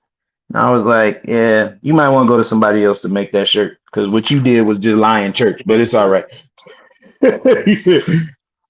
Huh? I would have made it. If I make the shirt, it ain't gonna be one that she like.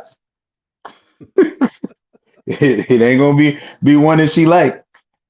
Oh yeah. Jasmine Crockett, she a code switcher, so she ain't on. She'll switch on code in a minute. Man, yeah. So I'm not. I was like, Jasmine Crockett don't even like you. What are you talking about? She don't even like herself. But right. See, there's really no difference between Jasmine Crockett and Gavin Newsom because whatsoever. When she get around the all skin folk and kinfolk crowd, mm-hmm.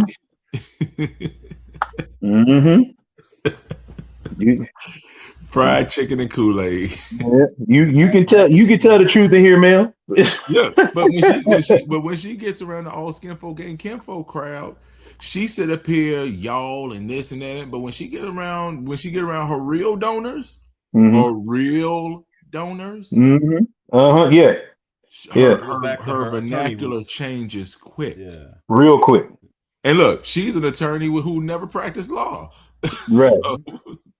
But she'll tell you that she's an attorney a lot. I'm a whole attorney. Okay, but okay. How many cases you win? What case did you preside over? Talk to me. Come on, sis. Mm-hmm. I'm done. But yeah, we gotta. I don't blame Gavin Newsom, more so I blame that mayor who sat there and laughed and chuckled and tickled like somebody touched his tummy over that comment, and all the people humming and laughing in the audience as well too.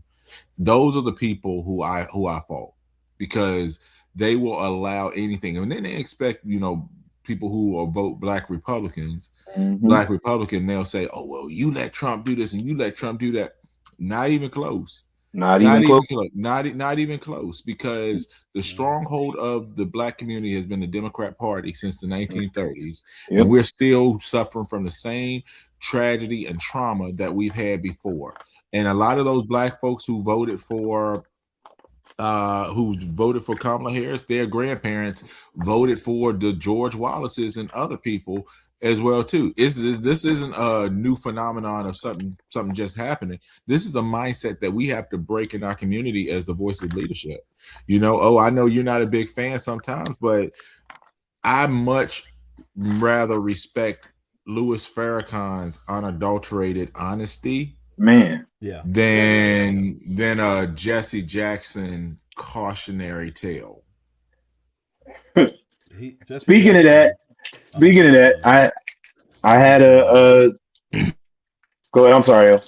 No, I was just saying I'm not going to speak on him because he's gone. So.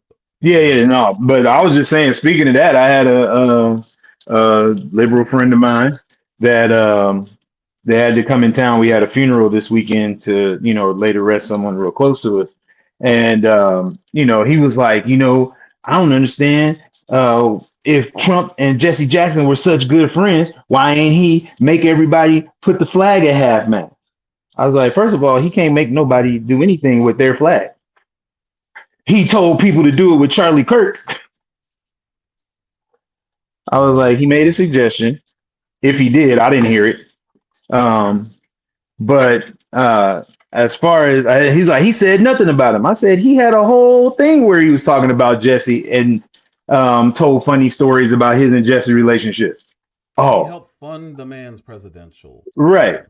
And I told him that too. But he was like, "Oh, I must not have saw that." I was like, "Because they don't show it on your channels.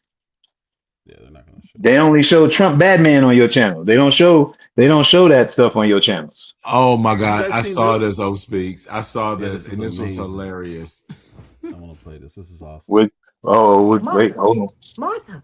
Oh yeah. Did you hear what happened? What happened, child? Say we got somebody else that's gonna be on our side. I do declare. He got a strong name, powerful name. His name Gavin Newsom. That's right. He was talking to a bunch of niggers the other day, and he said he just like us. He can't read no right either. That's what he said. And if he gets in there, we might have somebody that can do more things for us. We might get us a big house. If you what you say, now is it that good for you? You talk like that. Oh, Overseer Obama might hear you. And you know he's don't want us to have the things that the rest of the overseers have. If you go around there and tell Big Massa what he heard you say, then, if they don't like what you say, they got a way of making sure don't nobody hear you no more. I know. You got to be careful. Now, Martha, you get on away from around here with that kind of foolish talk. Now, go on, I love you here, but you just can't say stuff like that. Awesome. Not around here. Come around the back later after the sun and sit all the way, and we can talk more about it. All right. Love you, yeah. I love him. All right, child. Yes, indeed. Go down, Moses. She's way so down in Egypt land. Tell old Pharaoh.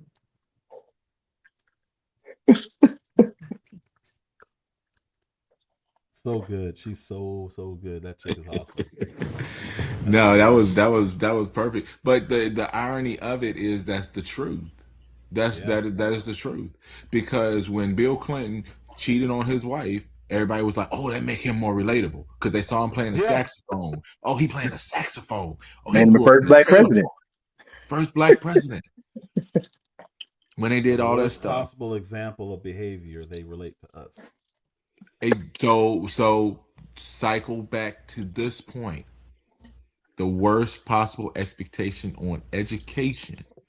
He cycles it back to us. Yep. Tell me that's not crazy. Instead of highlighting it in a way that we can do something about it, he thinks that it's more relatable to laugh about it. And we laughed. All those people in there laughed. It's like, dude, what are we doing? I don't understand. I just don't. Mel. So I sent O Speaks picture that somebody posted on Facebook about me. And the picture was a KKK member being held up by coons and by raccoons. And he said, "This is you." And and my response was, "It's crazy how you don't know your history." And I left it at that. Yeah. I'm just like, wow, all right, okay, I'm the coon, okay. So G Will, yeah, but that's what I mean. So I've used the term all skin folk and kinfolk, right? And I noticed that people who use that term, it's a dog whistle to say stay on the plantation, or we're going to try to outcast you and ostracize you. So only people because if you are a real Black person, you understand whether you're a Republican, whether you're a Democrat, whether you're a liberal or you're a conservative, whether you are a Christian, whether you are a Muslim, whatever the case may be, there is a commonality that you have as being a Black person in the United States of America. Unfortunately, when you have people who are party loyal, like the folks who say all skin folk ain't kinfolk, or the coon conversations that they throw around, which is ironic that they use a term that a slave master uses to describe Black people to describe you. Right. So they learn well from their leaders. But irony of that is we as people who really identify or care about our people are the ones getting outcast by the loyalists in a party to keep us locked into this mindset of this savior party is your savior. And the only people that can rescue you from your oppression is actually the people that put you in the oppression, if you can believe that. So, so with that, I would have cussed that dude slam out, or female, whoever sent that, because I think the time has passed for us to try to include ourselves in those conversations. Black folks who are conservatives want to be in the Black conversation. We have to be in the Black conversation. We care about the Black conversation. It's the Black Democrats who think that way, who want to keep us out of it, because they know when we come in with our opinions and our thoughts and our ideas, it might be more transformational than the same bullshit that they've been selling all these years. I got family members who put pictures, I got family members right now who put pictures of Barack Obama, who have pictures of Barack Obama on their Facebook profile. They ain't got their grandkids. They ain't got their kids. They don't even have their wife. That's crazy. Barack motherfucking Obama on their profile. Excuse my language, O Speaks. I'm not monetized. That's crazy. That is. So also, I have an older brother. My older brother is very wealthy, like billionaire wealthy, and he is a liberal. And I said all billionaires ain't Republican. I was like, man, I thought all billionaires were Republican. And he was like, why would you think that? And I was like, because I said your liberal people are trying to take your money and give it to everybody else that you worked hard for. He's like, that's not what it is. We're just they're trying to make sure that people pay their fair share. I said, you pay your fair share? He's like, yeah. I said, so what's the difference between you and the other dudes? I said, all you guys are Wall Street cats. And he was like, I'm not going to get into this with you. Okay. I was just wondering. I was just curious as your little brother. But see that they turn that conversation. Yeah, my brothers can't pull that one with me because I'm all right. But see, they run away from those conversations. They'll say, "Oh, I ain't going there with you. Oh, you a Republican." They'll throw some shit out like that, right? Right. They'll just automatically go there instead of engaging what you said and the point that you're saying. Right. Because like I said, I go at it with family members all the time, and it used to be one of the things where let me not talk about it. But they always bring up the politics, and then they expect you just sit there, either not say anything, but then when you say something, it's because you voted for this or you MAGA. No, I'm common sense. Well, to be fair to them, usually they assume you Can't be fair to them old speaks, man. Damn. No, I'm Go just ahead. saying they usually assume that you agree with them, so they talk and they don't realize that you don't agree, and then based on your response, then they realize, oh, you're one of them, Right? You're an enemy all of a sudden. Yeah. So I think And they go into it wanting to have a conversation and just knock on people that they don't like. But bro, watch it. But look at it. It used to be if you voted for, like when the first time Trump was elected, it used to be if you voted for Donald Trump, then you're this, that, or whatever, da da da da da. Now it's if you don't vote for the Democrats, then you're something. It's not, and that ain't even if you're a black conservative, it's all skin folk and kinfolk. It took them a long time to realize that calling Trump names wasn't going to work, so they had to re-strategize. Yep. It makes sense. Yep. Now they're agreeing with him. Yep. Oh man, if we take his side, maybe our people would be like, nah.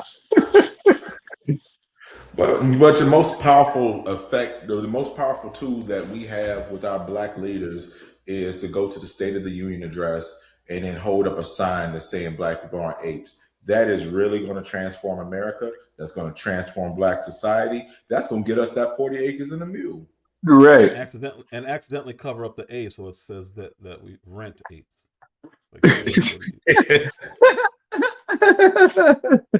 So bad. just trash. But I'm gonna I have a different presentation. This is gonna be a Candace Owens. So I don't know if you guys want to talk about that, but that's what I'm gonna be going over next. I'm pulling it up because now it's like confirmed what they're doing. There's an email leaked, and I don't even know if the email is real, but what happened after this leak is legitimate. So I don't know. Did you guys see what happened? Do you know about the email about Candace Owens? Have you heard about this? Nope. Dude. This is your follow. We get our information from you. Dude, this is I caught some of it. And Phoenix Rising, I can't stand this damn dog. I'm telling you, I'm gonna leave him on the side of the street.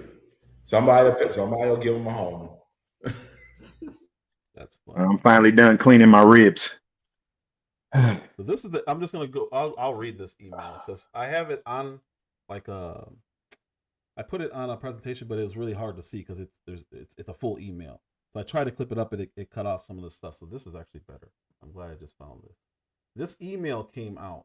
So, and I'll go in order, but I want to read this. Share screen. Yeah, this is good. Oh man, this is perfect.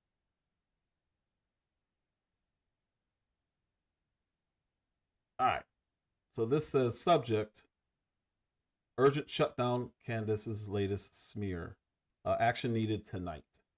So this isn't journalism, it's pure evil. Demonic slander against a widow still in mourning, dragging Charlie's name and legacy through the mud for clicks and clout. We've seen her pattern before, but this time it's personal, it's vicious, and it has to stop. Talking points in bold. Use these verbatim or close variations. Candace Owens is evil, pure evil. This is demonic, straight up satanic level attack on a widow and her kids. Candace is a demon obsessed with destroying Charlie's family. How can any real Christian stay silent while she attacks Erika Kirk like this? She's not asking questions. She's conducting a witch hunt. Action items. Do this now before it trends further. Quote or reply to this key post exposing the trailer. Call it out using the language above. And then she put out a trailer about her new series that starts tonight that I will so be there. She goes live in 30. I just got the notification. Yes, sir. So it says retweets, post with the trailer video, highly visible, amplify the outrage. Share the quote. Graham Allen, that's who's going to be my next topic. His strong stand, he's leading the charge. And then they gave a link to the video that I'm going to play in a little bit. His videos declaring he's coming for anyone responsible. Boost this hard. Post your own version if you have reach. Tag big accounts. So Cat Turd, which used to just be like a strictly mega account. Gunther Eagleman. Wells Jordan is a pathetic fake pastor. Joel Berry, he's from Babylon B. and then use these hashtags: Stand with Erika, Charlie Kirk's legacy, Stop Candace. Flood the replies under any Candace defending or neutral posts. So you can't even be neutral on it. You have to disagree. This is wild. And it says, make it impossible to ignore. This coordinated push against her worked against her before. It can bury the trailer before episode 1 even drops. Don't let the discernment crowd spin this brave truth-telling. It's exploitation of a tragedy for Charlie, for Erika, for the kids, for what's left of decency on our side. Stay strong. See you, team. Forward only, do not reply all. I found that to be absolutely fascinating. And the reason I found it fascinating is this. Let me play this. But it's so next level what they're trying to do here.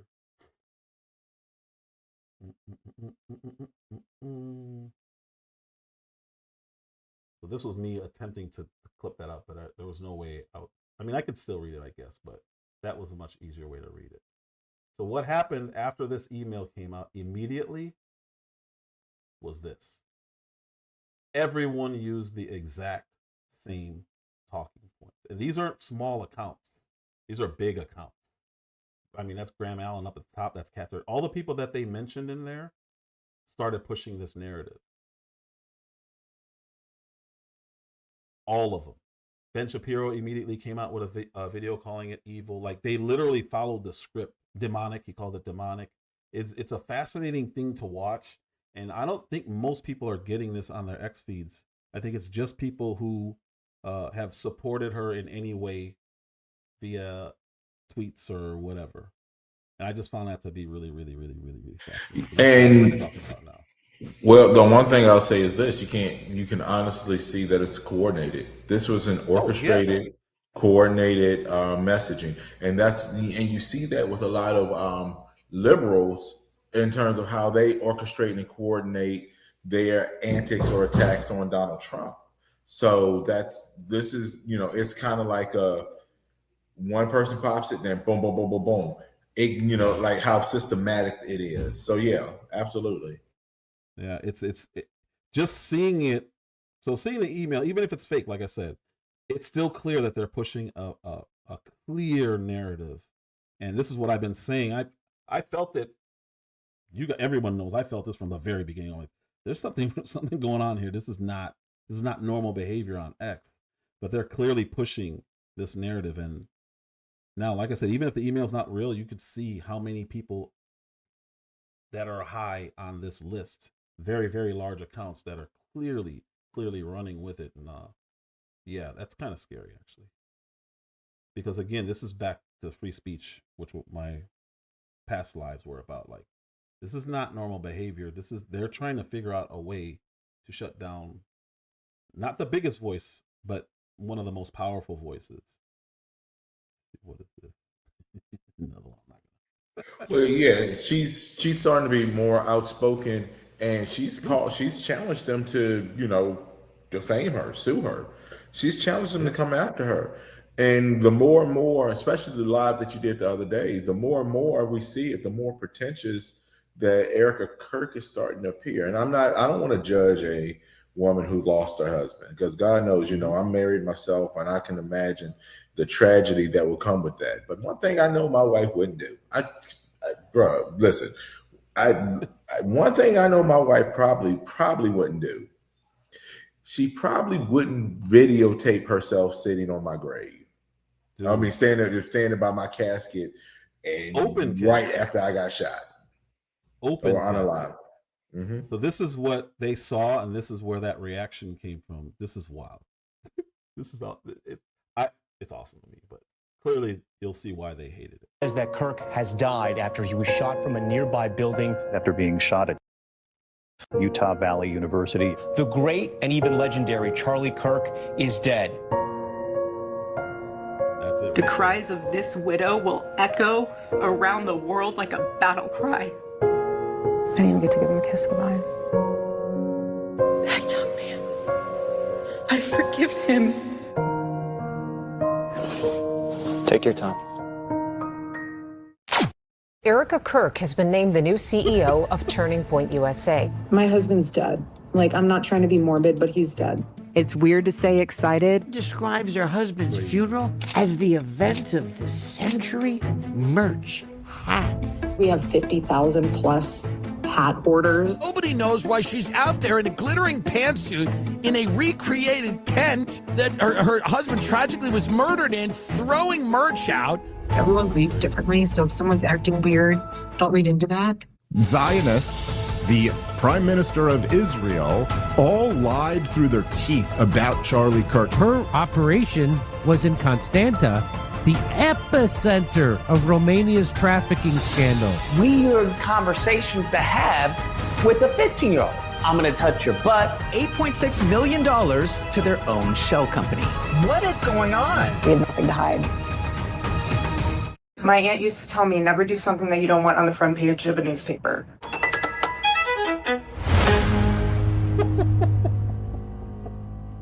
So that's why they were really, really, really, really, really bent out of shape. And it makes sense. It's pretty clear why they weren't happy. But they wanted to shut that down, and that starts tonight in about 20 minutes. Dude. But hey, bro, I got to drop off here myself, man. That's okay. That's cool. Yeah, man. That's. Ooh. All right, fam. But hey, stay strong, man. Appreciate you. Good conversation. Yes, we need to have more of these. Yes, sir. Yes, sir. All right, take it easy. All right. So, first we had Officer Tatum, and if you guys watch me, you know I've covered all of this stuff. So we had Officer Tatum throwing shots, but he never really went all in and kind of backed off. I think once he realized either she wasn't going to say anything, or maybe he talked to her. He was throwing shots at Candace Owens without saying her name.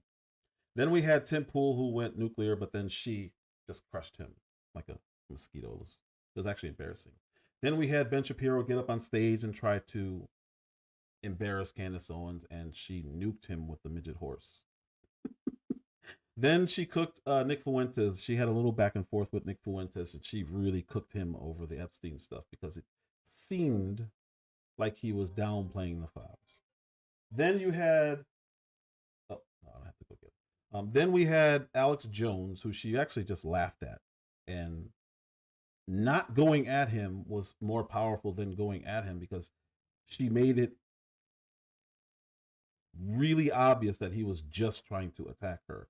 So she ignored him, but he kept going and going and going. I did a live on all of this stuff. When she just laughed it off, it took away the power because had she gone back and forth with him, it would have taken attention away from what she's trying to do, which is find out what happened to her friend. Then we had Dave Rubin, who she really humiliated because he's been throwing shots the whole time, and he finally said something that apparently got under her skin. So she humiliated him and talked about an 18-year-old boy that he was trying to not groom because he's an adult, but trying to change and get him to kiss guys and all this weird stuff. Nuke. She really, really hurt him. Then she smoked the guy named Andrew Clovet, who she worked with at TPUSA. He lied about something, and that's the one where she said, you lie about me, I'll tell the truth about you. Something like that. Then Jeremy Boring, who was her old boss at the Daily Wire, came out and said stuff. He's still trying, but she really, really torched him. So just showed that. Let me pull this up. So I showed it early, the video that she made, and that's going to be huge. Let me get rid of that. Since I already did that. Let me get rid of that. Since I already did that. So now we have a guy named Graham Allen, who works for the federal government. He's in the digital aspect. So essentially, he's a propagandist. We'll just say he's a content creator. His name is Graham Allen. Former military guy. I've always liked him. But out of nowhere, and again, this goes back to that email because it said Graham Allen is leading the charge. And immediately, he came out with this. So, and I'm doing all this just to show you guys, none of this is coincidence. It's a very, very, very clear campaign. To me, it couldn't be more obvious. Let's listen to Graham. Hello, everyone. We're getting ready to do the show here in about an hour. We're getting ready to go all in against the evil that is Candace Owens. It's not enough to combat the demonic attacks that she is doing against Erika, Kirk, Charlie's widow, and his children. I want to know who's funding it. I want to know if George Farmer is behind it. I want to know who's editing it. I want to know who her team is. I want to know who is responsible for continuing this evil. Because here's the thing. Candace Owens is going to get the wife and possibly even the children of Charlie Kirk hurt. And someone has to stop it. Someone has to fight against it. And to all of you cowards that called Charlie your friend, that simply used him to boost your own career, you disgust me. All right, so that's Graham Allen. Again, shortly after that letter came out, that email came out, there he is leading the charge. But he didn't stop there. Let me put this down because I bookmarked it. Hello, everyone. We're getting ready. I bookmarked it. Let me go here. There's another one. Now, again, I take what he was saying as a threat because he's not just going after Candace Owens. He's trying to dox anyone around her. I don't know if he realizes that that's illegal, but nonetheless, he's claiming it anyway. While talking about getting Erika or her kids hurt, he's literally calling people to go after Candace Owens. And if you don't, you're a coward. This is what you call a psyop, straight up. Like, it doesn't get any clearer than this because he works for the government, or he's contracted with the government. And he's doing, this is a campaign. Even if that email isn't real, everyone still fell in line behind this guy. Why him all of a sudden? He's a big digital creator, but he's not as big as the people who've been going after her. The problem is she's destroyed all of them. Even Ben Shapiro, he's the biggest. She made him look silly. No one else can do it. So they just keep going to the next person. So if you go down a list, like I said, Officer Tatum, Tim Pool, Alex Jones, Jeremy Boring, Ben Shapiro, who else did I say? Andrew Clovet, who actually works with TPUSA, Dave Rubin. They're just going and they're just trying the next thing. They literally just move on. Okay, that didn't work. Who else can go? Who else is going to do their rounds? Jeremy Boring just did another podcast. Why?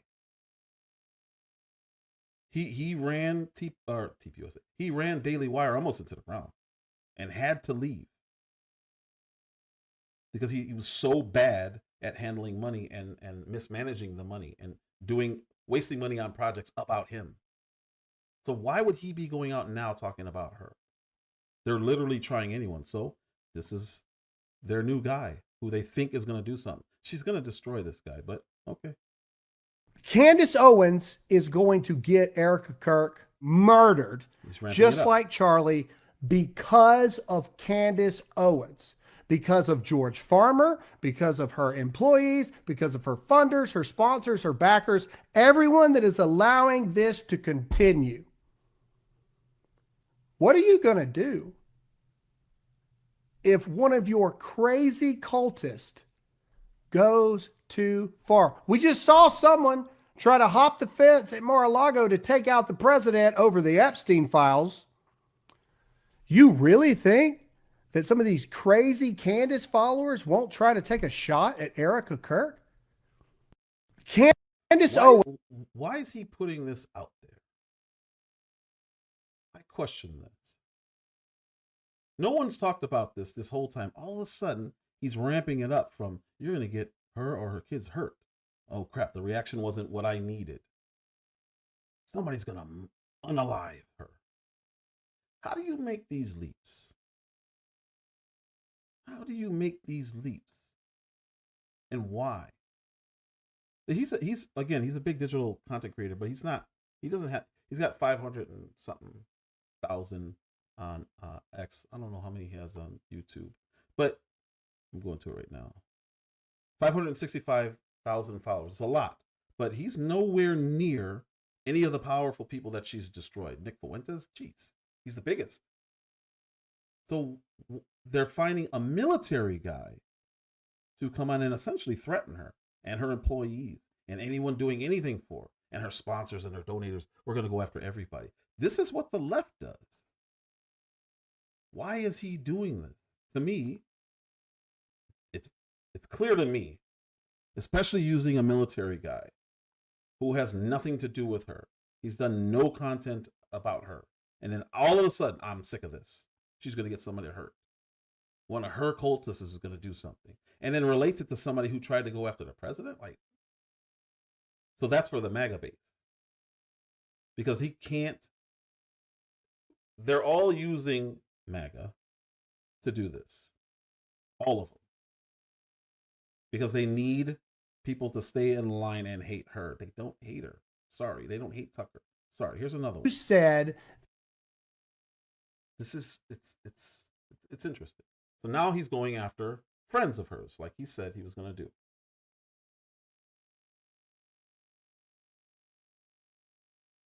You were never a friend. Megyn Kelly, where the crap are you? Megyn Kelly, hello? Megyn? How can you stand by and do this? How can you stand by and say nothing? You said that we only really are criticizing Candace Owens because of her thoughts about Israel, and you're not going to comment about that. Okay, she's fixing to launch an investigative documentary into Erika Kirk. She is endangering Erika Kirk and her children's lives more. What? How? Is this thing on? Also, to all the, quote, friends of Charlie Kirk that still remain silent, for anyone not bound by the investigation, because there are some, they're part of the murder trial or they're named in it and they can't say anything. But there's a lot of you who That's aren't. not true. In fact, so they're supposed to be under a gag order, but Blake Neff has talked about the trial, not the trial. He's talked about specific things. Andrew Clovett has literally just talked about something last month. They're all talking about it. Now they're talking about their experiences, but they're not supposed to be doing that because they were put on a gag order. But they're still doing it. The Charlie Kirk show, they had Gary from Paramount Tactical. They had him on their show to talk about the investigation. Candace's, but they're not supposed to be talking about the case at all. So either they're doing it or not. So that's not even true what he said. vast majority of you aren't. And you were never a friend to Charlie. In fact, you rode his coattails to become popular so you could make money, and now you're so afraid of losing your money, your credibility, your views, your self, indulging need for a dopamine hit of seeing somebody hit the like button and a view roll over in your account on YouTube that you won't say a dang thing about the person that Charlie chose to be number 2 in his life behind God. And for those of you that are finally starting to speak up just a bit, but you just aren't quite saying she that shall not be named, come on. Come on. It is time to get on the team. It is time. Together, we can take this devil out. Megyn Kelly. So making her a devil,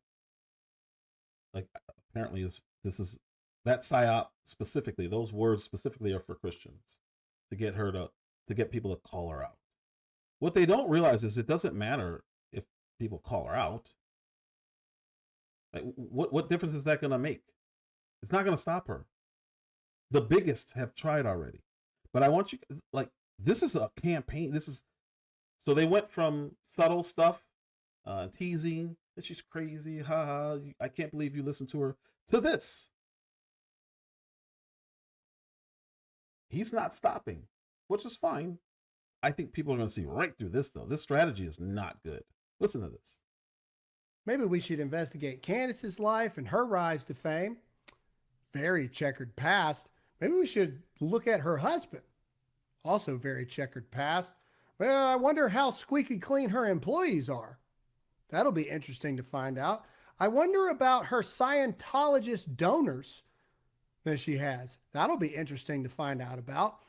Maybe we do an investigative series into Candace. I wonder how much she and her British lord husband and his family would love that. But we're just asking questions. Maybe we should. So I can't believe that they think that this is going to work. Because doing what you guys say is evil is still evil. Graham Allen, it's still evil. So if you think just because she's, you don't like how she's asking questions or what she's saying, do you really think that that's gonna, doing the same thing is gonna be better for what? For Christianity? What's the point of this? He's talking about Mappin, who was the Scientologist funder that he was talking about, but we're going to look into her employee. They're trying to scare people away from her because nobody would just leave. So what do? They're threatening them now. And you think this is going to work? I don't know. I found that to be a fascinating story because, in my opinion, they're still trying to figure out how to shut someone up. And this is not about Candace Owens. This is about a new strategy because the old way doesn't work anymore. Calling somebody crazy and conspiracy theorists doesn't work anymore. So now they're trying to figure out a new way to psyop people and scare people into shutting up. So her employees now have to worry about his people showing up. While he's saying she's threatening somebody, he's literally threatening to dox everyone around her, everyone who doesn't say anything negative about her. So you don't even have to like her. But if you don't say it out loud, you're the enemy. Apparently, because I don't know what else I don't know what else he's doing. I don't understand it. Well, actually, I do understand it. It's to me, he's blatantly trying to scare, for lack of better words, dox and scare and threaten. Not it, man. Not it.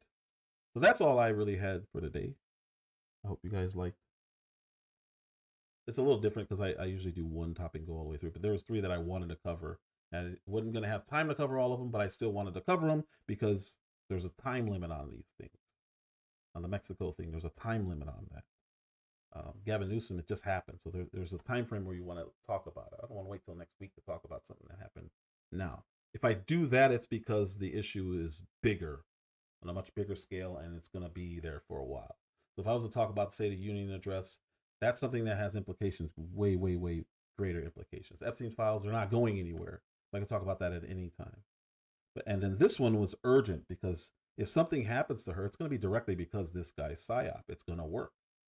If it works. I don't think it's going to work at all. I think somebody's going to say, hey, that's too much. And I believe that's going to be the president or JD Vance. They're going to say, dude, you're literally threatening her in front of the world. What are you doing? Pretty sure that's what's going to happen. I hope that's what's going to happen because she's not threatening anyone. She's saying, why did Erika Kirk do this? Why did Andrew Clovet do this? Why did TPUSA react the way they react? She's not saying, go find this person. She's done it once, and it's to witches. She's like, I need the names of these witches because I want to talk to them and ask them. Because the witches apparently said that the people need to know the truth. But they're witches. They're literally witches who are claimed to have put a curse on Charlie Kirk. She's not threatening anybody. This dude's threatening. And because he's in military and because there's a rifle on his sweater, there's a tone. There's an undertone. We'll say that. Even though it's over, it's pretty clear what he's trying to do. It's overt, in my opinion. That's all I got for today. I appreciate you all. Miss Phoenix Rising, Just Jay, Mafia Anthony, G Will, thanks for coming up. Mel Dub, thanks for coming up. What does that say? Lowered School Teacher over on Twitch. Appreciate you. Thank you. Purple Heart, that's Just Jay. Uncle L, thank you, sir. Appreciate the Cash App also. Thank you so much. Amber C. Yeah, that's all I got. Let's see. I think that was everybody.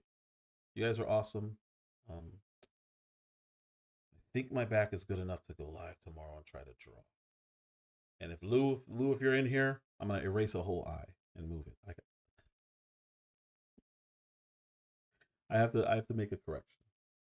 So I'm gonna move an eye, and I'll do it on live. Hopefully, my back is good. It's been feeling okay, but so what I've been doing to test it, I've been sitting forward like this in my chair downstairs for a little bit to see if it gets really stiff. If it tightens up, I know I'm like, I can't go. But I've been doing physical therapy, which is wild that I got to do physical therapy for this. And I've been back in the gym, and I feel good. So I think I can start going live again. My YouTube channel, I can now go live there, and I can also go live on TikTok. So that's going to be really, really cool. I'm trying to decide if I'm going to do landscape or profile. Is it profile? What do they call it? Vertical. That I'm trying to decide, but I may do both YouTube channels the first time and then just let everyone know that I'm going to only do it on the other YouTube channel going forward. That's where I'm going to do all the art, because now I finally figured out what it was. It's dumb. So you have to use a different email for a different YouTube channel. I had an old account that I never used, like literally never used, and I never got it validated. So when I went in, I got it validated. I'm like, oh man, that's all I had to do all this time. I didn't have to wait, because that account's like 15 years old, like when YouTube first came out. And I think I just got on there to do music. But yeah, that's all I got. Again, appreciate you all. Later.